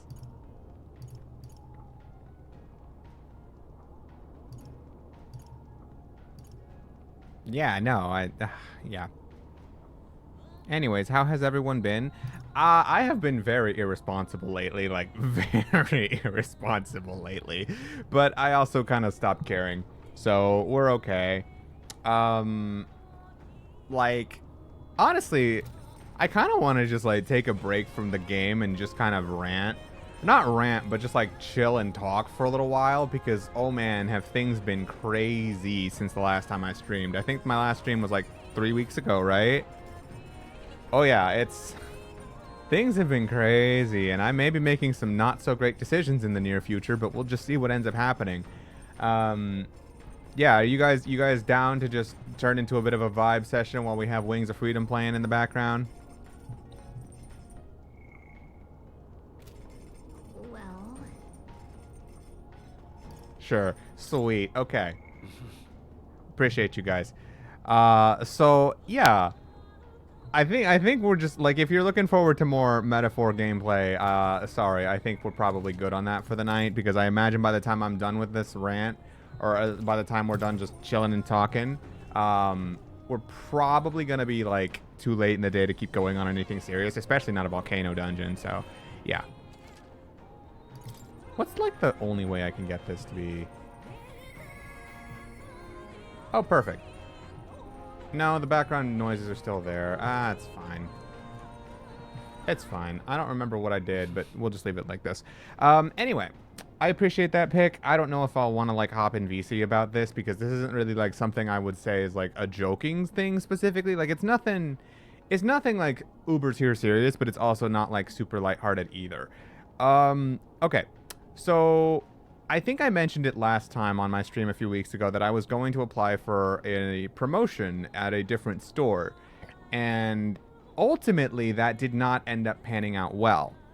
It was going to be for someone I had worked for before I moved to my current store, so I know him and I have a great relationship, and I was expecting that to at the very least carry me to an interview. Unfortunately, I didn't even get that. And I know why. It is because my current team leader did not know I was going to apply before I actually applied. And the reason for that is due to some circumstances with our schedules not overlapping, giving me an opportunity to tell her. So she took that kind of the wrong way, felt like she got a little blindsided, and she definitely talked down about me to the person I was applying to, which led to me not even getting an interview. That's the only plausible explanation for anything that happened there, because, like I said, I've worked for that person extensively before. He knows what I'm capable of. I'm guaranteed at the least an interview, like if not even more than that.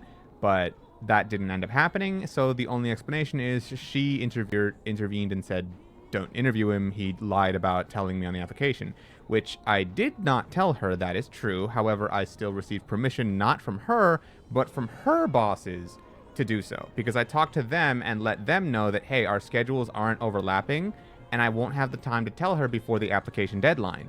Like, she's off today, or she's off for the next 2 days and I'm off the day after, and the day after that is the application deadline. What do I do? Like, and they tell me, go ahead and apply. Telling us counts as telling her, because we're like, we'll vouch for you, we'll let her know, all that. So I do. So, you know, I didn't break any rules, but she's not technically wrong when she said that I didn't tell her. So either way, she didn't know before I applied, so she talked down to me, which is why I never got an interview. That really rubbed me the wrong way, but I could understand circumstances and mistakes happen, but I thought that was kind of nuts. However, what doesn't feel good was the following week after that, she was very childish and not at all professional to me for quite a bit of time. I'm talking like gave me the cold shoulder, wasn't really concerned or cared about the fact that I had permission and other people told me to do it this way. She still took it very personally and was very cold to me for a little while, and I really didn't appreciate that. And yeah, not long after that, I got written up as well for something that admittedly I don't really give a fuck about, because I think it's a ridiculous expectation to even do. But recently, our company introduced something new that we have to follow called a coal walk, which is, as you know or may not know, I work the produce department in my store. So I have to take every single morning, I have to go through every single display, unstack it, find every piece of bad produce possible, store it in a cart, and restack the display as best as I can in only 45 minutes. Now, I'm not sure if you guys have ever been in a grocery store larger than a corner store or a convenience store, but that's kind of fucking impossible. Like, to do that could take a person several hours, if not their entire shift. But I'm expected to do that in 45 minutes. Before the rest of my many order writer duties, which does still entail the usual of taking inventory of everything, properly preparing an inventory order, and balancing a budget on top of that. I still have to do all the rest of my usual duties, but now I also have to perfectly look for every possible piece of bad produce that went bad overnight. I can't even fucking do it because, like, I can't even ask the closers for help. Like, if they decide to do any kind of, like, scan or anything through the night before they leave at 10 p.m. and I get there at 4:30. Like, produce can go bad in 6.5 hours. Like, they can't catch everything. Like, what are you expecting? But they're expecting me to do that every single day. It's insane. And it just doesn't rub me the right way to know that I've been expected to do that. So, honestly, when that got added to my retinue, I was just like, I give up. I don't care. Like, you can write me up for this shit. I am not doing this. This is frankly very stupid. This is unrealistic. Like, I'm not gonna go through every fucking thing 100% and take every bad piece of produce off. That's not realistic. Especially now. At the time, peaches and tomatoes were more in season. Now the seasons have flipped, so now it's more apples and citrus focused, but still, at the time it was tomatoes and peaches, which go bad very fast. Like, even a couple hours out of temp can make a peach go bad. Like, anything really. So, and like, with how much space we dedicated to those, I'm talking about a table that's like a hallway length, full of just peaches, nectarines, plums, plum cots, cherries, whatever the hell. I have to go through all of that shit and find every bad piece of produce in all of that. We stack the peaches by hand. So I have to do that and fix it to make it look perfect. And I have only 45 minutes. And it's not just the peaches. There's also tomatoes, apples, citrus, tropical, berries, bananas, hardware, onions, and potatoes, by the way, dry vegetables, zucchini, squash, peppers, wet vegetable, cilantro, carrots, celery, all that stuff. And then on top of that, I still have to check the dates on everything in the morning. So I have to find every piece of expired salad or things that are going to expire that same day, put a 50% off sticker on the things expiring, and then sort all the stuff that's not there so I have it ready for donations. This is all my regular stuff, but having to do the coal walk on top of this is just ridiculous. So, yeah, I'm sorry. I went into a little too much detail regarding it, but either way, you can imagine why I said, fuck this. It's way too unrealistic. I'm not gonna bother doing this. Like, write me up if you want. I'm gonna do as much of this as is reasonably possible, but I'm not gonna stress myself over this. Like, if I get written up, okay, fine, whatever. But I'm not really gonna, like, move mountains for this. I get paid $20 an hour. I don't know if I've mentioned that before, but I get paid $20 an hour. I don't think that's a fair rate for what is being asked of me. Especially because I have recently found out that 2 of the people who work under me, mind you, like, my position is higher than theirs, they make more money than I do. Let that sink in. They make more money than me doing an easier job. Working schedules I would rather have, because as you know, I work in the mornings from like 4:30 to 12:30 every day. They work from like 1 to 9:30. I would much rather be working from 1 to 9:30 than I would 4:30 in the morning. Like, hello? That's a very good question, Gario. Like, I can only answer that with an I got scammed. When they promoted me, they didn't give me what I really should have gotten, is honestly all I can tell you.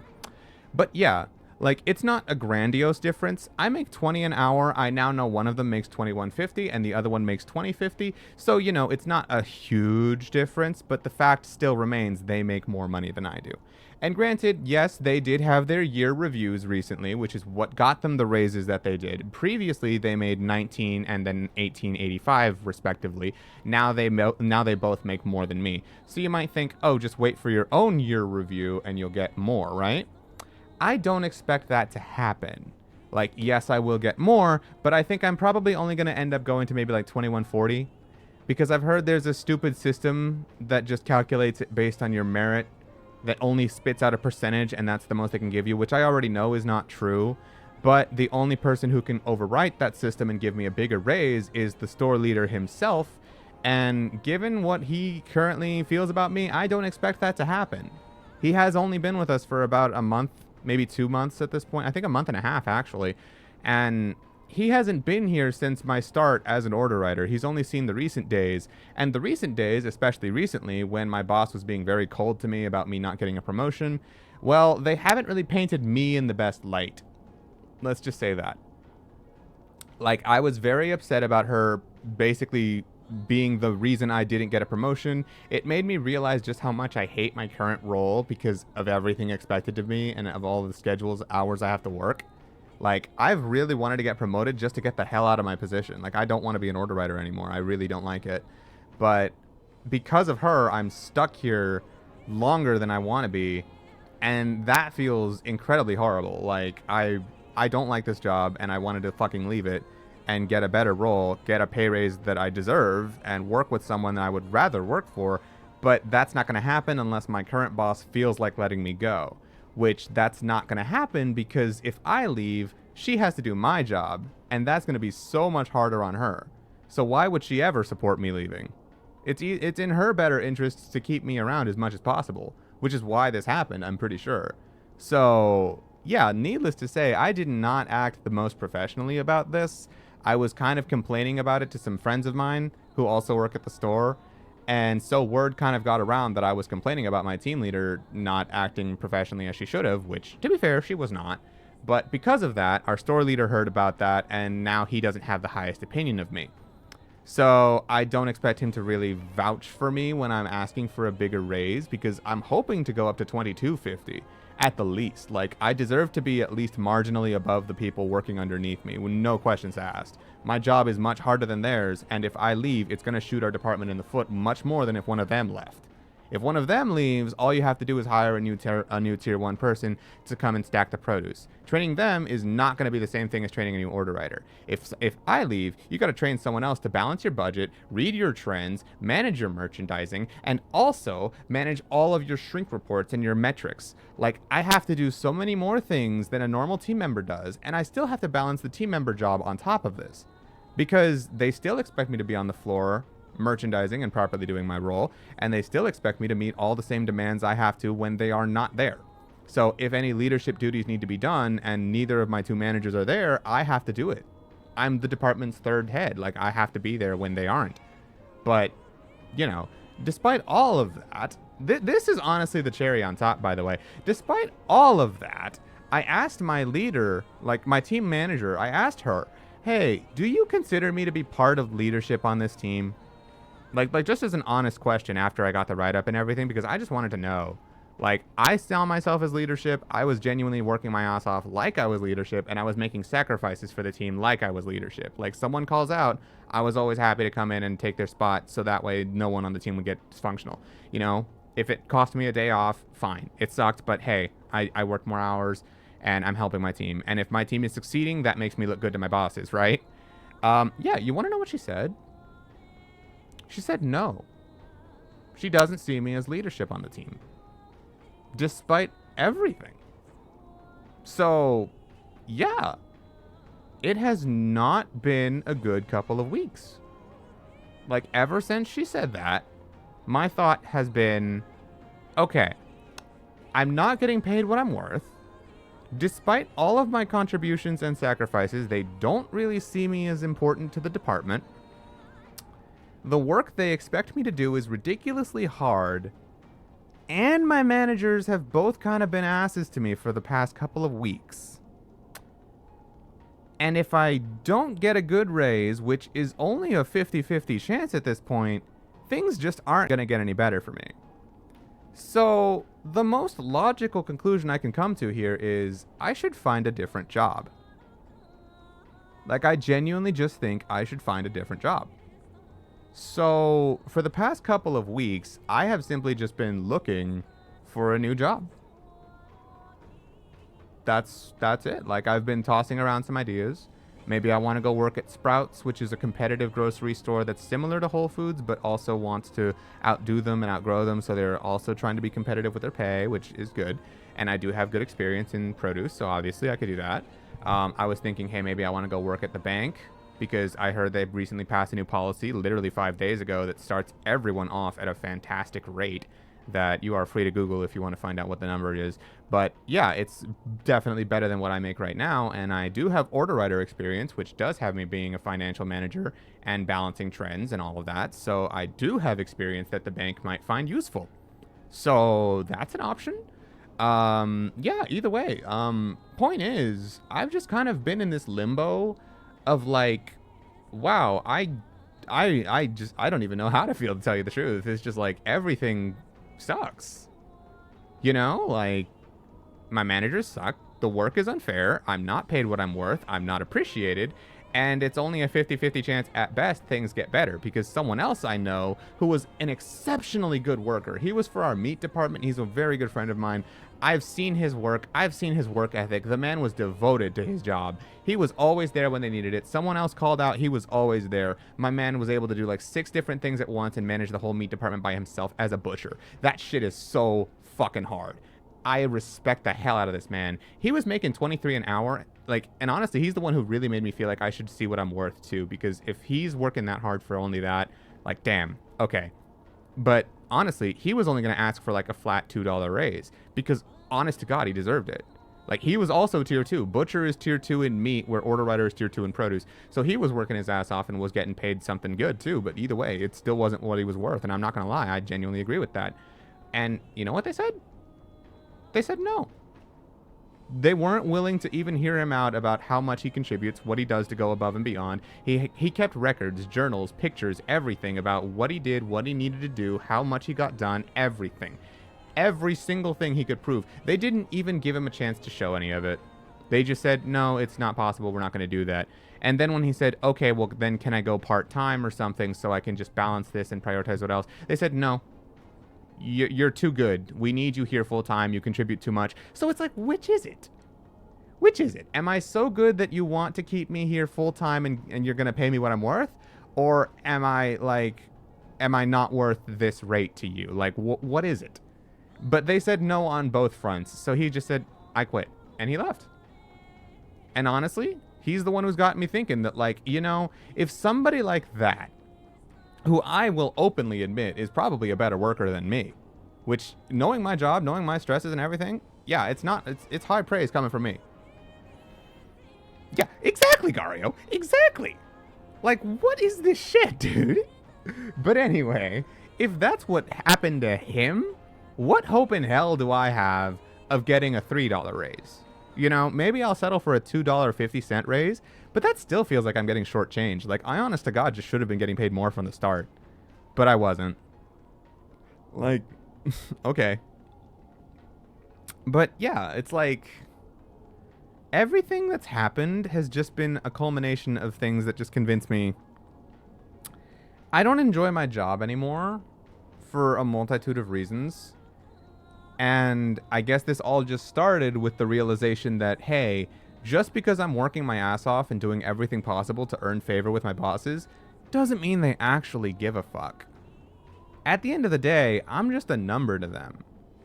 Like, sure, if I leave, that will shoot them in the foot for a little while, but eventually they will find someone. It'll probably just take like 3 or 4 months to train them properly, but they will find someone. But, you know, at the end of the day, if I'm gone, I'm gone. They'll recover eventually. So, like, why am I here if I'm not getting paid what I'm worth? And on all the other things I've said, you know? Like, I don't expect to get the raise I deserve. And even if I do, I still hate my job. For a multitude of reasons that don't change just because of the payment. Like, I'm still going to have unrealistic expectations. My bosses are still assholes. I'm still going to have to deal with the schedule I don't want to deal with. Just, I could be making much more money but still not like this job, and I'm just not happy anymore. So, yeah, that's kind of where I've been ever since the past, like, 3 weeks when I applied for that promotion. All of this started with my promotion of application because, like, this just made me realize that, hey, my bosses don't really give a fuck about me, and I'm not paid what I'm worth. And, yeah. Like, if this is how they're going to act when I just want to go for a promotion, because I did have permission to go for it, I didn't do anything, then, yeah, you know? Thank you, Stormy. I agree. I feel like I deserve better than what I'm dealing with. And, yeah, that kind of is the plan right now. Like, I'm just gonna look for another job on the down low, and when I find it, I will put in my 2 weeks, and that will be that. So, yeah, we're kind of in the middle of an uncertain territory right now. We don't know what's going to be happening in the next couple of months. Like, my hope is to stay full-time at a place that will actually pay me a very good rate.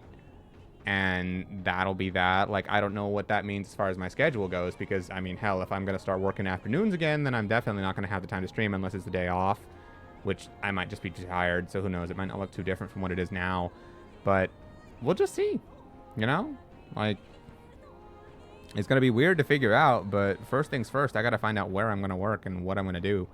Because, I mean, I'm going to have this conversation with my store leader tomorrow if I see him, that I can just ask him about his policy when it comes to raises, what he thinks I can do, and what he thinks I'm worth, etc. Like, I'm just going to ask him. Like, my job review isn't until January if I was to stay anyway, and I don't even think I want to stay 4 more months just to get a potential raise. So, again, I hate my job, and it's not really going to change anytime soon just because of a raise. Like, So, yeah, I feel like I should have this conversation first just so I know what to expect. But this is, like, the only time I would even consider staying is if I get the raise I want. But even then, it's like a 50-50 because I still hate the work. But if I don't get the raise I want, then it's kind of 100%, yeah, I'm going to leave. Like, I don't need any of this shit. Like, if my team leadership is so stuck up about how they feel I contribute to the department, then honestly, they can figure it out without me. Like, and the sooner I do it, the better, because our florist is also quitting. And our wet wall girl told me that if I leave, like if I quit, she's going to quit too, because she doesn't want to work with either of them. And the only reason she enjoys the job is because her and I are working together so much in the mornings, which honestly, I do feel flattered by. Because, like, of the 3 of us, I know I'm not officially a manager anymore, but of the 3 of us, I try to be the most personable, and I try to make sure that, like, people actually feel appreciated and noticed and helped. And, like, I actually take time out of my day to just talk to her casually, and, like, not even in, like, an awkward boss to employee kind of way. Like, I'm just talking to her from one person to another because, like, I've been where she is. I know what it's like to have to do the wet wall. I used to do it over at Lamar all the time. And it's not easy. It's a fuck ton of work, and it's really hard for people to see that you're actually working because all they see are the holes on the wall. They don't see you in the back crisping and washing all the vegetables. They don't see you putting everything on the racks. And also, she's like a small, she's a small person. Like, she's 31 years old, but she's like really small. She's like 4'5" or something.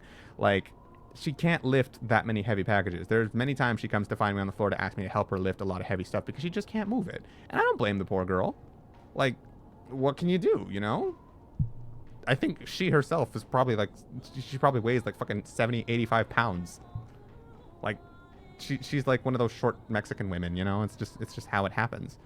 And yeah, so anyway, I'm happy to help her and she appreciates it. And I feel very flattered to hear that, like, she doesn't like working with either of our managers either because they're both assholes. And yeah, she likes working with me the most because I'm actually personable and I actually help her out and I see what she's doing and I know. Like, I never tell her, like, hey, do this faster or do this, blah, blah, blah. Like, there are only 2 things I ever really need her to focus on, and that is make sure temperatures gets done, because if temps don't get done, she's getting written up, and I'm not the one doing it. Amanda's going to be the one doing that, no matter what I say. And 2, yeah, I mean, I guess temps is also super important, because if that gets missed, it's not just her fault, it's also mine as the supervisor for the day at that point in time. Like, if it gets missed, it's also on me. So I really make sure that doesn't get missed. But that's like an easy thing that takes 10 minutes. And then the second thing is just make sure the wet wall looks okay. Like, that's her main job. Just make sure the wall looks okay. Like, if you can't fill it with the proper vegetables, like nothing is ready, just front it. Like, bring everything up to the front so it at least looks, like, presentable. That's it. I'm not really much of a stickler. And, like, if she really can't do it because she's, like, in the back or she's, like, busy all over the place doing stuff, which I understand that can be a lot, I'll just do it for her. It would be faster for me to just do it than it would be for me to go find her and tell her to do it. She's going to have enough on her plate. Like, I have a million things on my plate, too, but fuck it. It's going to take, like, maybe 2 minutes. It's not that big a deal. So, yeah, no, because that's my approach to things. People actually feel appreciated and helped out when I'm leading them. Like, our florist tells me that she sees me as more of a manager than either of our 2 main ones because I understand how much work she has on her plate, and I can relate to having too much put on you and having to put up with the BS of our main managers. So, yeah, she told me the same thing of just like, I mean, hey, I'm with you. Like, she put in her own 2 weeks, and like the day before she leaves, she is fully planning to go to our store leaders and just unload, just drop everything about what our two main managers do and why we just don't deal with that and like what's wrong with our department, everything. And honest to God, I kind of want to join her and just like give them my 2 weeks while I'm at it.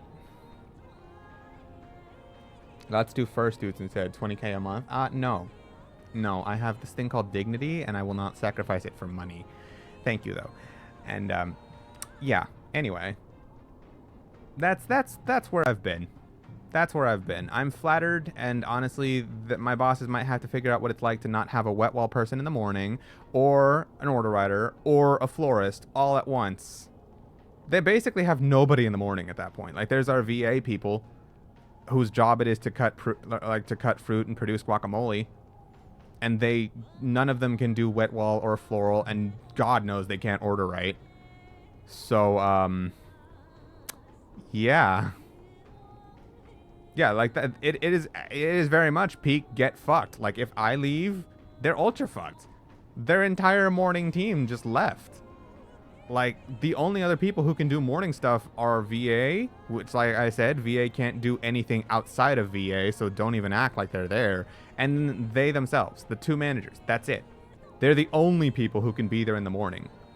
So, at best, they're going to have days where, and there's only two of them, by the way, so if it's only those two, they're going to have days where, like, both of them are in the morning consistently perfectly. There's no wiggle room there. And then on top of that, they each need to have 2 days off to avoid going into overtime. They might have special rules because leadership bullshit, but either way. So that means that there's going to be at least 2 days in a row where each one of them is just by themselves, like completely. They have to do floral, they have to manage the wet wall, and they have to write the orders, and they have to do the coal walk all on their own. 2 days a week at least for each of them.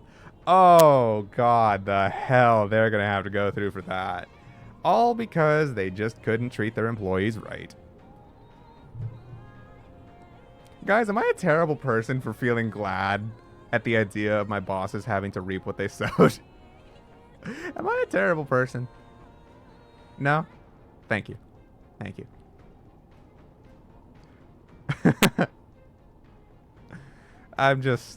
The idea brings me just a little bit of glee that they're going to have to understand what it's like when you treat people like shit. I like to think I have dignity, and I'd be hella down to make fursuits. Not even about the money, it just sounds cool. Well, you know, good for you, I suppose.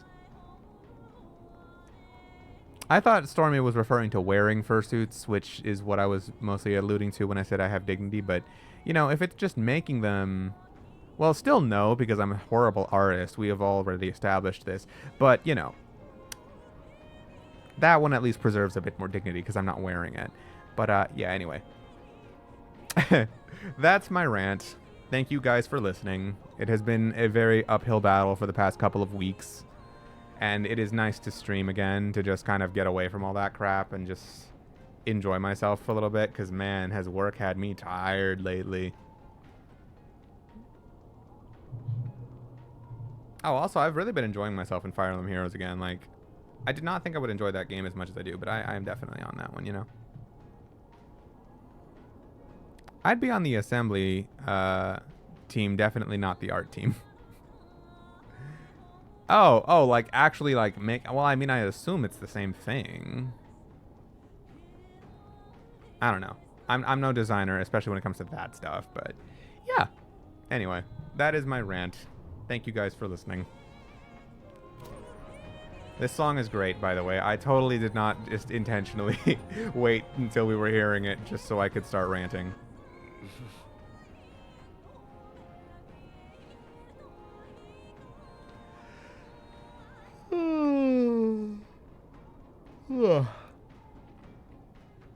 There's concept designer and then there's making it. I would do neither. I am not an artist, nor am I, well, nor am I a manufacturer. Like, that's not my thing.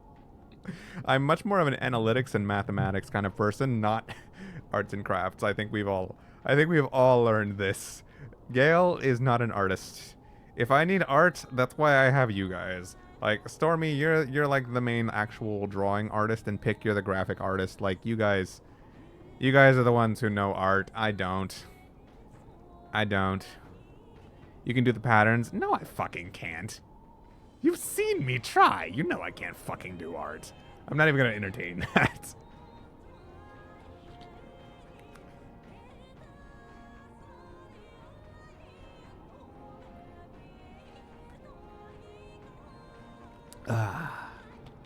Oh, that felt good.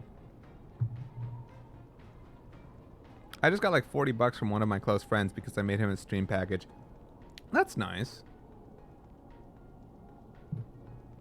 I have been, like, honestly, that's another area I've been struggling in. Like, finances-wise, I have not been the smartest lately. Like, I know I'm in a period of almost between jobs right now, but, yeah, let's just say I still haven't been making the best decisions there because, well, one of my friend's birthdays is coming up, so I did something really cool for him. I already gave him the gift, so I don't mind telling you guys. I bought him a set of dumbbells.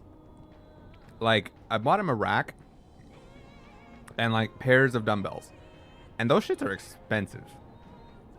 All in all, I think I spent like about $300. Like, I just want, like, cause like I know he and I go to the gym together all the time. It's just it's one of the things we do a lot, and I know like he started a new overnight job, so I thought it's the perfect gift. Like, he can work out whenever he wants. He doesn't have to worry about the gym being closed because it's closed from like 10 to 5 a.m. and he's working from like 8 to 6 or something. Buy another 70-ish commission from me? No, I'm okay. I want to save my money, you know?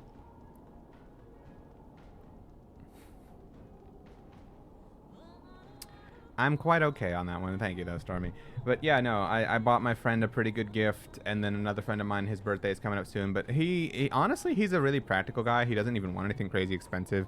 He never even told me if he wants anything for his birthday or not. I just think it'd be kind of cool. Like, I go to his place every now and then, and we listen to records. He likes to play guitar for me, so I get to listen to him play sometimes. I'm thinking of buying him a record collection of one of his favorite artists.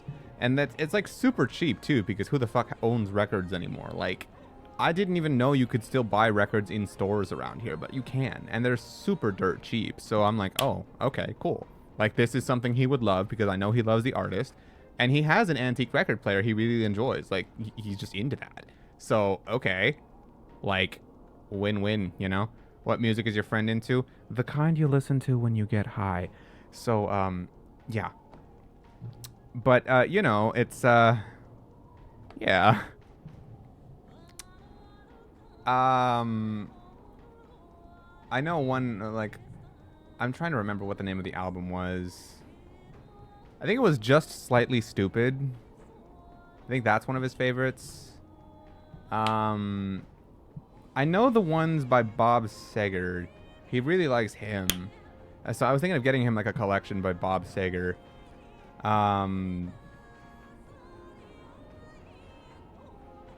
It was one I looked at recently on Amazon. Hold on, I gotta remember the name.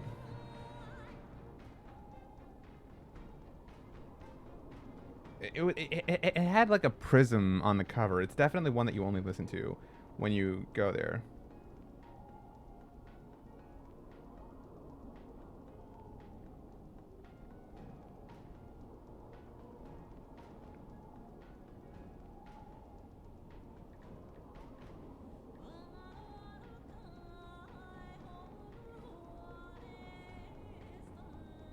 Tyler, the Creator? No. Not even close to that.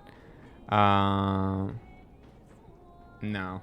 None of those. I can't remember the name. I just remember it had like one of those scientific prisms that's like, it's like a triangle. There's like a white line going to the left of it, and on the right side it's like a rainbow.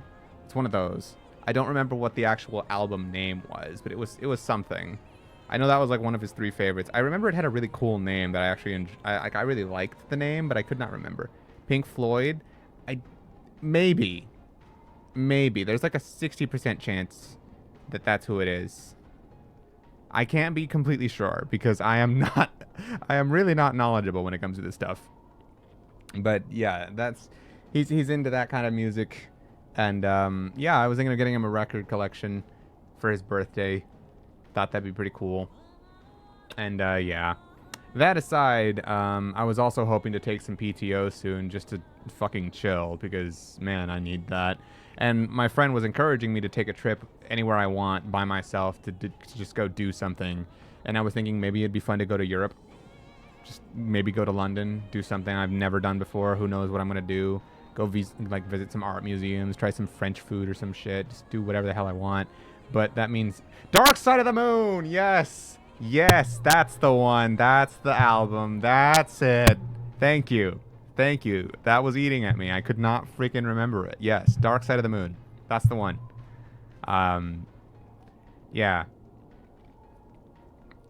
Yeah, I was thinking of doing that, but I don't think I'm going to have the money to spend on a plane ticket to go to Europe anytime soon.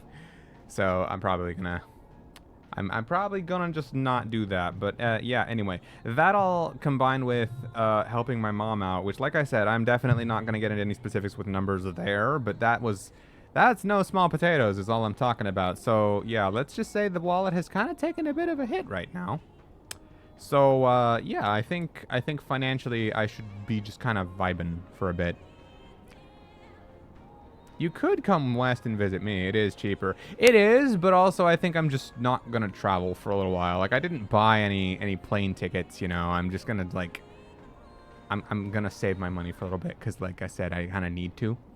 I will say, though, I did do something really cool recently that is exciting. It's not cheap, but it's exciting, and I'm very proud of myself for doing it. While I was doing some shopping for my friend's birthday, I also bought myself some cool stuff for my car.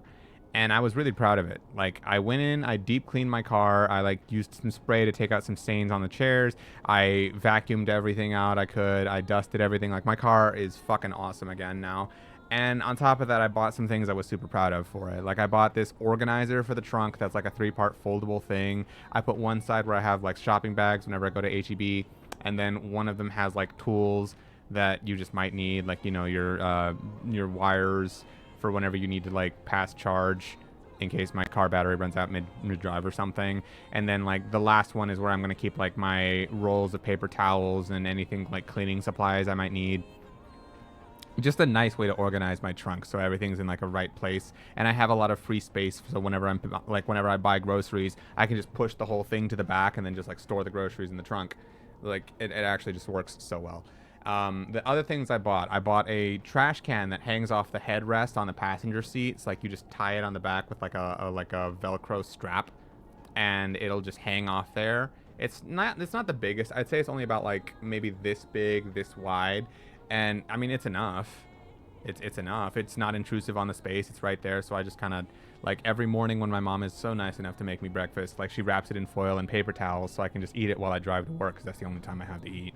And I just toss the trash in there, and eventually I'm just gonna, you know, toss it. It's so nice.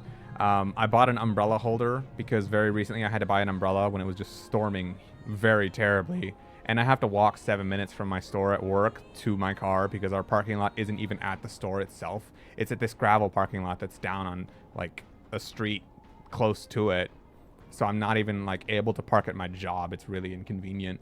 So I have to walk like 7 minutes, and it was like super, super storming that day, and I forgot my sweater, and I didn't have an umbrella or anything with me, so I had no choice but to go to buy one at a Target that's right next door to my job. So I just went, I spent 20 bucks, I was pissed, but I was thinking, oh, I'll just return it, it's fine. And so I do that, and turns out I actually just really like the umbrella. Like, it's one of those automatic ones. You just push the button, it extends on its own, and then you push the button, it retracts on its own. It's actually kind of nice. So I was like, yeah, you know what, I think I'll keep it. It's not worth 20 bucks, but I already bought it. Like, oh well. Anyway, I had that thing just kind of sitting in my car because I take it with me to work every day. Like, being like, you know, if today's the day it's gonna rain, I don't want to not have this. It's better that it's with me than it would be just sitting in my car, because then that beats the point of even having it. But also having it just sit there on the back seat was just looking like really disorganized, along with like my sweat protector and like my shade extension and all that other stuff. Like, my back seat looked like a freaking disorganized mess. So I was happy that I bought a holder for that. And then the last thing I bought was a phone holder. Like, you know, one to hold my cell phone. I just kind of like stick it on the wall, or like I kind of like stick it on the holder, and now the holder is like mounted to stay off the dashboard. It's actually really nice. I used to have another one that hung like, that like had a suction cup that got stuck to like the dash, like the windshield. And that one, unfortunately, as you know, I live in Texas, and the heat here is ridiculous. Oh my God, nobody claimed first? Guys, it's been 4 hours. Even Inuyasha didn't do that. Oh wait, no, I'm wrong. Sorry. Gario got it. Gario claimed first, and then the stream died, and then it came back online and nobody got it again. I don't remember when the stream died. I want to say it was like maybe 45 minutes in or something. Yeah, okay, my bad. But still, it's been like 3 hours. Damn. Even Inuyasha didn't get it. That's crazy. Yeah, so anyway, I bought some cool things for my car, and the reason I was going to say I'm super proud of all this stuff is because I talked to my parents. They were super proud and happy to see me taking such an interest in my car, just to make it look really nice, deep clean it, make everything good there. Like, I had a day off 3 days ago, and I was just so excited to make sure everything on my car was good because I was planning to put those stuff in, make my ride great, because that car is literally my set of wings. It's the reason I can go doing anything when I want to do it, you know? So I want to take good care of it. And they were so proud of it that they asked me if I wanted to make it officially under my name. Which, up to now, it hasn't been, because I thought it would be really pointless to pay a lot of money for car insurance when it's cheaper for my parents to do it because they're significantly older than me. So, as per state law, insurance companies will charge them way less because they are much older and more experienced drivers than me, and I think that's really dumb. I understand it, but it's really stupid to me that I had to pay a significantly higher rate just because of my age. And turns out I actually had that wrong. The rate goes down when you turn 25 here, which, if you guys don't know, I'm 27. So the past 2 years, it could have been like the rate. It's still not fantastic, but it's not awful. Like, compared to what it would have been if I was even younger and less experienced, it would be so much worse. But no, it's actually pretty bearable. So yeah, I said yes. I will officially put the car under my name. I'm gonna have to pay a little bit of money to officially change it on legal papers, and I'm gonna have to buy new license plates. And I'm gonna have to like sign my own policy with the insurance company, which thankfully isn't even gonna be that much because I'm not like on my own with it. I'm part of my parents' policy, so I'm getting an even cheaper rate than some people would get, which is great. But anyway, I'm gonna have to invest a little bit of money into the legality of things, so I'm spending a bit of money on that one. But officially, as far as the state of Texas is concerned, as far as the United States as a whole is concerned, that car is officially mine. Like, the license plate number assigned to it is owned by Jason. You know, not by my parents, not by this household. It is owned by me. I am 100% fully the owner of a car. And I think that is great. Like, no asterisks, no 50-50, this, that, none of that. The car is mine, 100%. And I think that's fucking awesome, you know? Like, I'm gonna be the one paying for the insurance. It's officially under my name. Everything, all of it, you know? It's my car, fully. It basically has been for the past, like, 7 years, I want to say. But, like, you know, it was just a gift from my parents that I was happy to use, and I was always taking good care of it and everything, and they know that, but now it's officially mine. And I think that's a fantastic step. Like, I can't explain the reason I feel proud of that. It's just one of those things, you know, that, like, maybe if you guys ever do, like, own your own cars, I say maybe, like, you're not going to, like, you guys will own your own cars at some point. But, like, you know, when you get your own, when you have, like, your first car under your own name, it's just a good feeling, you know? I can't explain it to you guys. You'll just know when you get there. I'm proud of you as a father would be. You are not old enough to be my father, but thank you.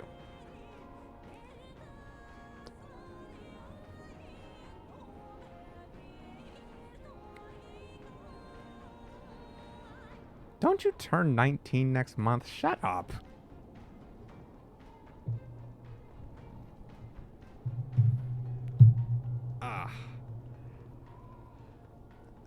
But yeah. Yeah. It's been a lot, but I've done some pretty cool stuff. So yeah.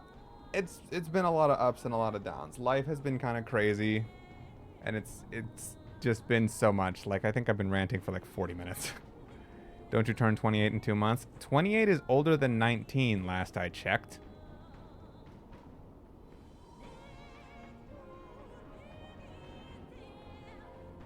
Also, it's more like 3. My birthday isn't until the end of the month. Remember that.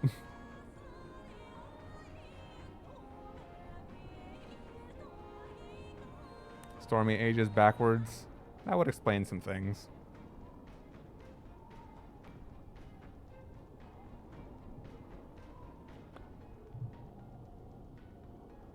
Oh, you mean our birthday? Okay, Camu. I didn't know you were Kami pick, but thank you. It's not my birthday, it's our birthday, everybody.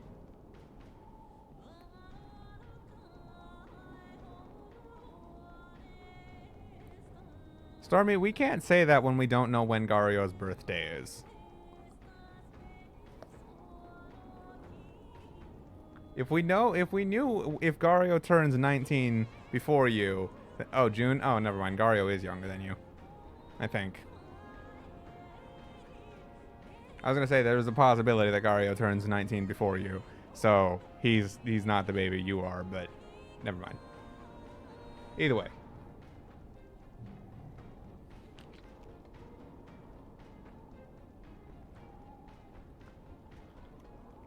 Ah, he's baby. I know his age. We all do now. I need more water. Hold on.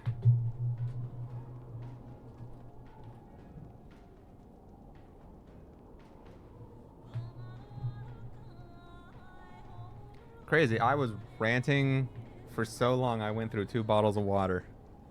It is so nice to just chill and talk to you guys again. I have missed this about my stream.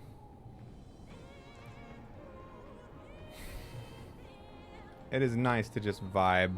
No pressures, screw the time, all that. Which, by the way, I really should be going to sleep soon. I have to go in at 4:30 tomorrow, like always, because I have to do the coal walk like it's a reasonable thing. And, yeah.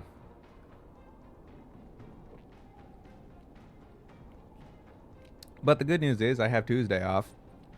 So, after I'm done with work on Monday, I mean, I'm going to go to the gym and do my cardio like always, but after that, I'm going to go ahead and chill. And that is freaking awesome.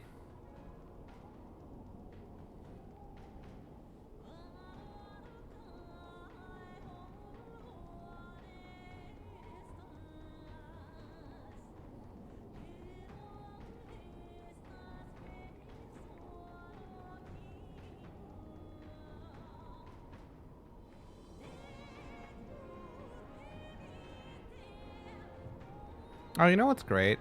I have one of my friends, so I mentioned that like my thought for a new job might be working at a bank because I have order writer experience that could help me apply for that. And one of my friends, his sister-in-law actually manages a bank. So he told me that he'd ask her all about what she looks for and like just kind of really help me get the information of it too. So I just think that's really cool. Wednesday, I might go to a local to compete after building my GameCube Ultimate on Monday. That's great, man. I was mentioning it in the Discord not that long ago that, like, man, it would be kind of weird if I just went back to a local now, you know? I haven't been to one in, like, 7 months. Good luck. Thank you, Stormy. Thank you. I think the last one I went to was back in March. So, yeah, it's been almost 7 months, I think. And, like, not only that, I left my Smash Scene Discord, so I haven't talked to most of the scene in a long time.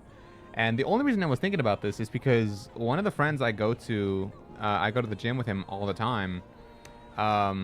He actually really likes Smash, but he's also, like, super casual about it. I'm not going to lie. Like, I went to his house recently for the first time where I played with him and one of his other best friends. And, bro, I you know me, like, I was fucking slapping them. Like, I never lost a game. It was really funny. They thought I was a god. It was amazing, and I haven't felt like that in a long time. And then I mentioned to him that I used to be, like, number 3 in San Marcos, and they were, like, super impressed. They thought, man, how are you not number 1? And I was like, I'm very flattered, but, you know, like, dang, that was pretty cool. So, I mean, I had to mention to him that, hey, there's a tournament that's, like, right next door to the gym we all go to sometimes. That, like, it's every Thursday night. You guys have lived to it very closely. If you really want to get good and you want to meet some actual good players, go there, you know? And I think I'm going to have to take him to the tournament someday. And that just kind of got my head thinking that, like, damn, dude, like, what if I just went back to a local randomly? Like, no announcement, no, nothing. I just show up. Like, I haven't, like, outside of this stream and I guess my Discord community, I haven't, like, no one has called me Gale in months. Like, I'm not even kidding. I'm only used to being called Jason now because that's obviously what my coworkers call me. And, like, obviously my family. And even my friends at the gym. And even my close friends, like, here in Austin, I mean. Like, except for, like, Cisco. I haven't been called Gale in months outside of, like, you guys, you know? So, like, it's just weird. Like, if I go to an in-person event and I start hearing people calling me Gale again, it's gonna throw me off for a bit. Which, it sounds silly. But, yeah, like, yeah. And, like, if I take my new friends to a local and they hear people calling me that like it's my name... I don't know. It's just funny. It's just funny to think about. Teacher again. I mean, if anyone could, but I don't know. Smash is still like in a weird spot to me. They'll start calling you like that too. I really hope they don't. I really hope they don't.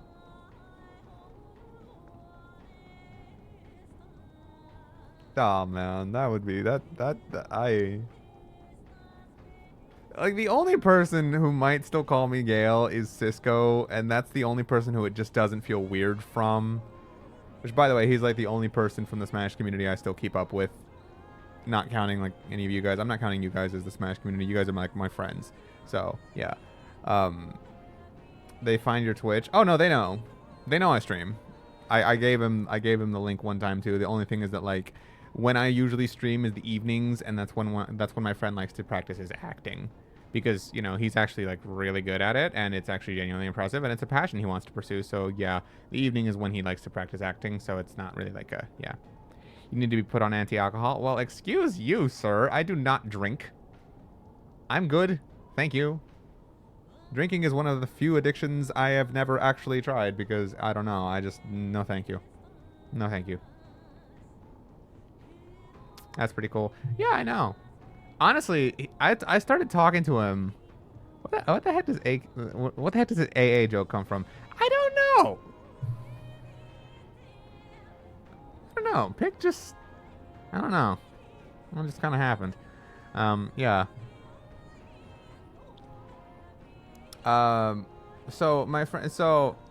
I mean, I can just say this right now. The friend I'm talking about is actually my personal trainer. Like, I've been getting personal training at the gym since, like, February of this year, and my trainer is one of the coolest guys I've known. And, like, you know, we went from just being client and trainer to, hey, you want to hang out sometime outside of the gym? And he's like, yeah. I know this good food place we can go to, so we did that. And then we started talking about Smash, and then we were just like, yeah, you want to come over sometime? So we do. I went to his house not that long ago. Like I said, I played. I schooled the fuck out of him. And yeah, now we've gone to work out together outside of our actual sessions. Like just like a, hey, you want to go sometime? He's like, yeah, I do. So we just do. And like he told me, like we've had some great conversations. I'd say we've been like actually really good friends for maybe 6 months now. It's pretty great. And yeah, so yeah, he also likes to act.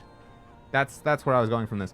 And during one of our sessions, we were just talking about passions and hobbies and such, because he's actually a really good conversationalist while we're training together. Like, it's not just strict up, do the forms, make sure everything's right. He's actually, like, a really nice person to talk to and conversate with while doing that. And I don't know if he's like that with everyone, but I appreciate that he's like that with me. And yeah, we were just talking about, like, passions and hobbies and all that stuff. And I got to talking with him that, like, he really loves to act. And I really, like, he made me remember that I used to have a really big love of writing. Like, as a kid, I thought maybe one day I'll be an author, you know? I think it might be kind of cool to write my own book, tell my own story, write, like, make my own rules, make my own world, all that stuff. And, like, yeah, it kind of reminded me that, yeah, no, I actually used to write. Like, wow. So the idea just kind of popped in that, like, you know, what if I learned how to script write? What if I learned how to write a play? And you acted it? And he would be like, absolutely, I would love to do that. And like, not only him, but like a lot of his other friends are really passionate about acting. So like, dude, what if I wrote a play and they all decided to act it one day? Wouldn't that just be fucking awesome?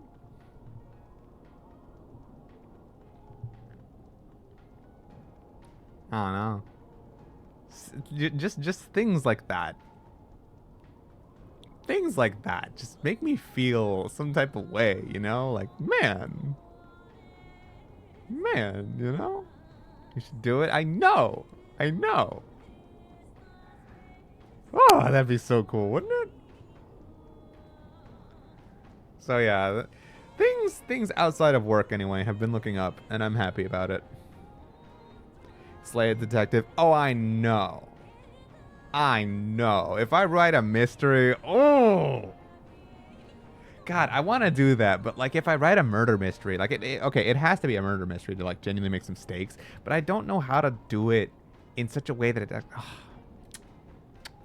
it'd be so challenging because like my friends that are all like he is obviously someone I know very closely, and all of his friends there. I want to say there's like 5 or 6 of them in total.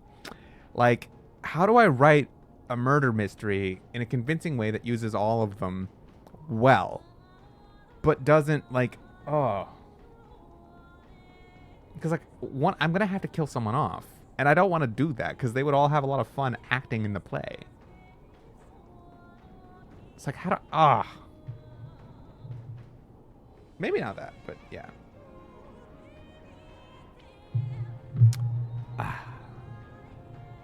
Read Agatha Castle.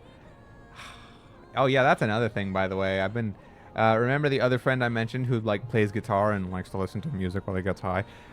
Yeah, he and we've been getting really close lately too, and he got me into reading again because he was just really helpful and gave me a lot of inspirational advice. And I was like, you know, I need something that gives me some direction. I need some, like, you got any books you recommend? Because he just knows his stuff when it comes to these things.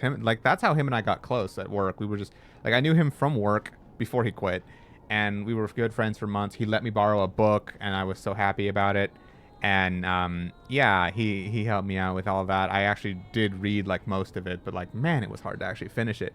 It was this story called Fear and Loathing in Las Vegas by Hunter S. Thompson. It was all about this journey that this reporter goes on while he's on like 6 different kinds of drugs, as he's like making this cross-country trip to California to claim a motorcycle he won in some kind of like news article thing that he has to write. It's this ridiculous drug trip that was like taking place in the 70s that apparently was based on a true story. It was fucking crazy. It was incredibly entertaining, but also like not something I could seriously do.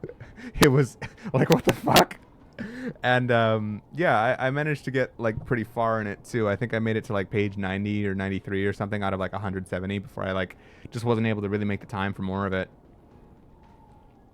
But yeah, it was like he gave me that. I was able to get really far in it. I think he just really appreciated that I actually was like making the time to read it. It's like, I think that's the thing with a lot of things with people, that like if it's a niche hobby but you're actually making the time, like you can tell when someone's really putting in the time to like foster a connection, you know? So I think that's what stuck out. And then on top of that, we just kept talking more about like personal values, just like everything that like the two of us just fucking hit it off. It was great. So that's why we still stay close now, even though he quit.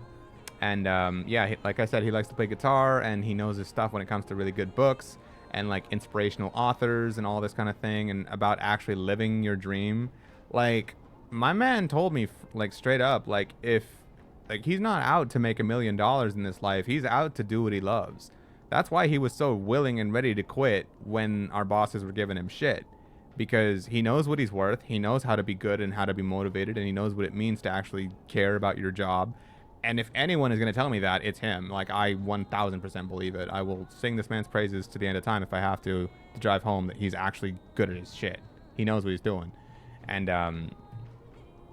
yeah, like, coming from him, I believe it, that he'll live his, like, he'll live his truth. He will go out and practice what he preaches, and it's taken him to some good places. Like, I see him really happy now despite not having a job, like figuring out his finances. He's perfectly set and stable. He's not stupid. He has enough saved up, and he has a new job already that is what he wanted to do in the first place. Like, he's a yoga instructor now, which is something he really wanted to do in the first place. Like, that's why he moved over here, and I think that's amazing. Like, he's living his goal. He's doing what he wants. The only thing is he can't do that full time yet because he has, like, it's based on how many classes you get at each studio.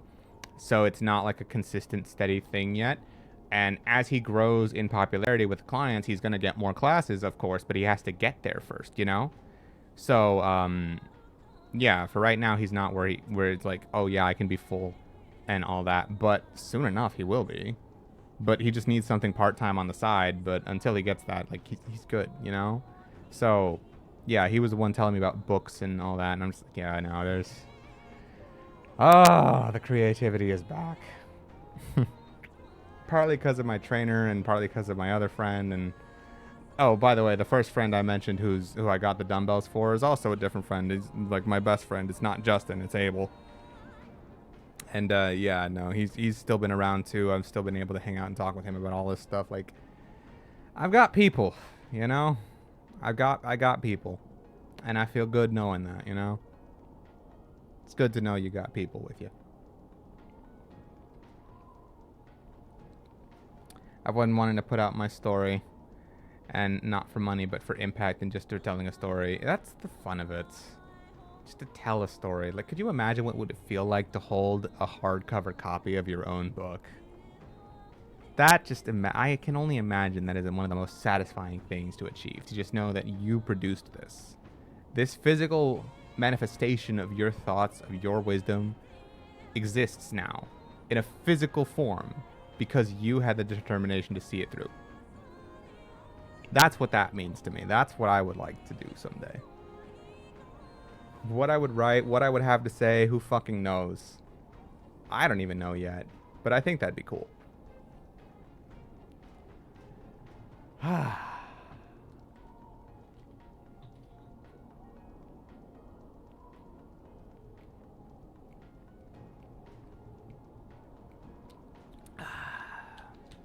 I think you got it. Thanks, Beck. Could you imagine a story about a clown without an arm finding out the cancer medicine lies in the pizza and is haunted by a horse cult? Those are words. Those are certainly words. I think there needs to be some rearranging before the meaning is properly conveyed, but those sure are words, Stormy. I also love the feeling of having physical items that I made, especially if it's a poster I printed.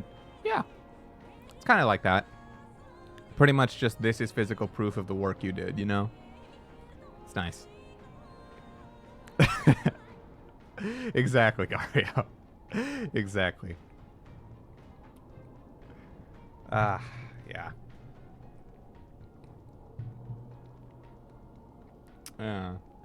It has been a good night. This has been a good stream. Like, I think, you know what's funny? I think I only did social links. I'm pretty sure I made like no progress as far as side quests goes. But I accepted all of them, and I've just been doing social links consistently, and I think now there's only like 7 left. So yeah, I think we're gonna be good on social links before the end of the game. But yeah, it's really funny. This whole stream has just been like a little bit of story. There is no combat. Yeah, no, there has been no combat. I have gone to no dungeons. I think this is genuinely the first metaphor stream I've ever done where there has been no actual combat at any point. It's all just been story and like side stuff. Gotta go dishes. No worries, Stormy. Have a good time. I think I'm gonna hop out of here myself because it's 9 a.m. or 9 p.m. And I have to wake up in 6 hours. Because funny thing about going into work at 4:30 in the morning, you don't get to wake up at 4:30. You get to wake up at 3:15 because that's the only way you're gonna get everything done in the morning before you get to go to work. You unlock that one combat ability from that one pink lady whose name I can't spell, Katharina. And yeah, you're right, I unlocked it, but I didn't actually like fight yet. I haven't done any battle. That was a reward for doing her social link, by the way. I low-key love doing side quests with the homies. That might be fun. We'll see. We'll see. But I think it's pretty cool that, like, dang, dude, I really did a lot of social links today. Like, we maxed out almost everything. Like, I know Alonzo and Brigida are ready to be maxed out, so I'm not even worried about them. Excuse me. Nuris, I'm pretty convinced is going to be the one that needs rank 5 wisdom. Because, like, who else is it going to be? I'm going to find his relic in the volcano. Basilio, I have to do a quest. Yufa, I had to do a quest at the volcano, funny enough. And then, yeah, so the volcano is going to give me both of these two. And then it's just rank 8, and I'm pretty sure they're going to be the ones that need the social stats. Like, I think Yufa is going to need eloquence, because it's going to be really hard to talk to a bunch of religious priests and to tell them that you as a pagan are not their enemy and that their belief was very nearly toxic. Like, you're going to need some creativity to really convey that. And then Nuris is just the wise inventor. Of course he needs wisdom. So that's how I see those social stats playing out, because nothing else... I can't see anything else needing social stats at this point. Like, I already know these two don't. And I know Basilio's a quest, so it just literally has to be these two. Nothing else makes any sense for that. Unless there just is no check for eloquence like rank 5, and I could just be completely wrong. I don't know. If that happens, I mean, I'm not complaining. Last once I was doing was going to eat some sandwiches and visiting the underground retro games shop in the city. Yeah. And I had talked that whole hour while we had Wings of Freedom playing in the background. Can you imagine a better song to just have?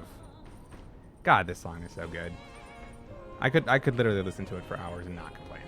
Anyway, that shall be it for me for now, guys. It has been some time, but a very good time. And I must sleep now, for if I do not, I shall be a robot tomorrow. And, well, honestly, I'm just a mindless drone to them at work anyway, but yeah.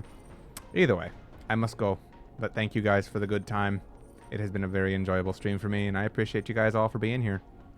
Thank you, Gario. Thank you, Pick, for the resubs, both of you, and Exia, too.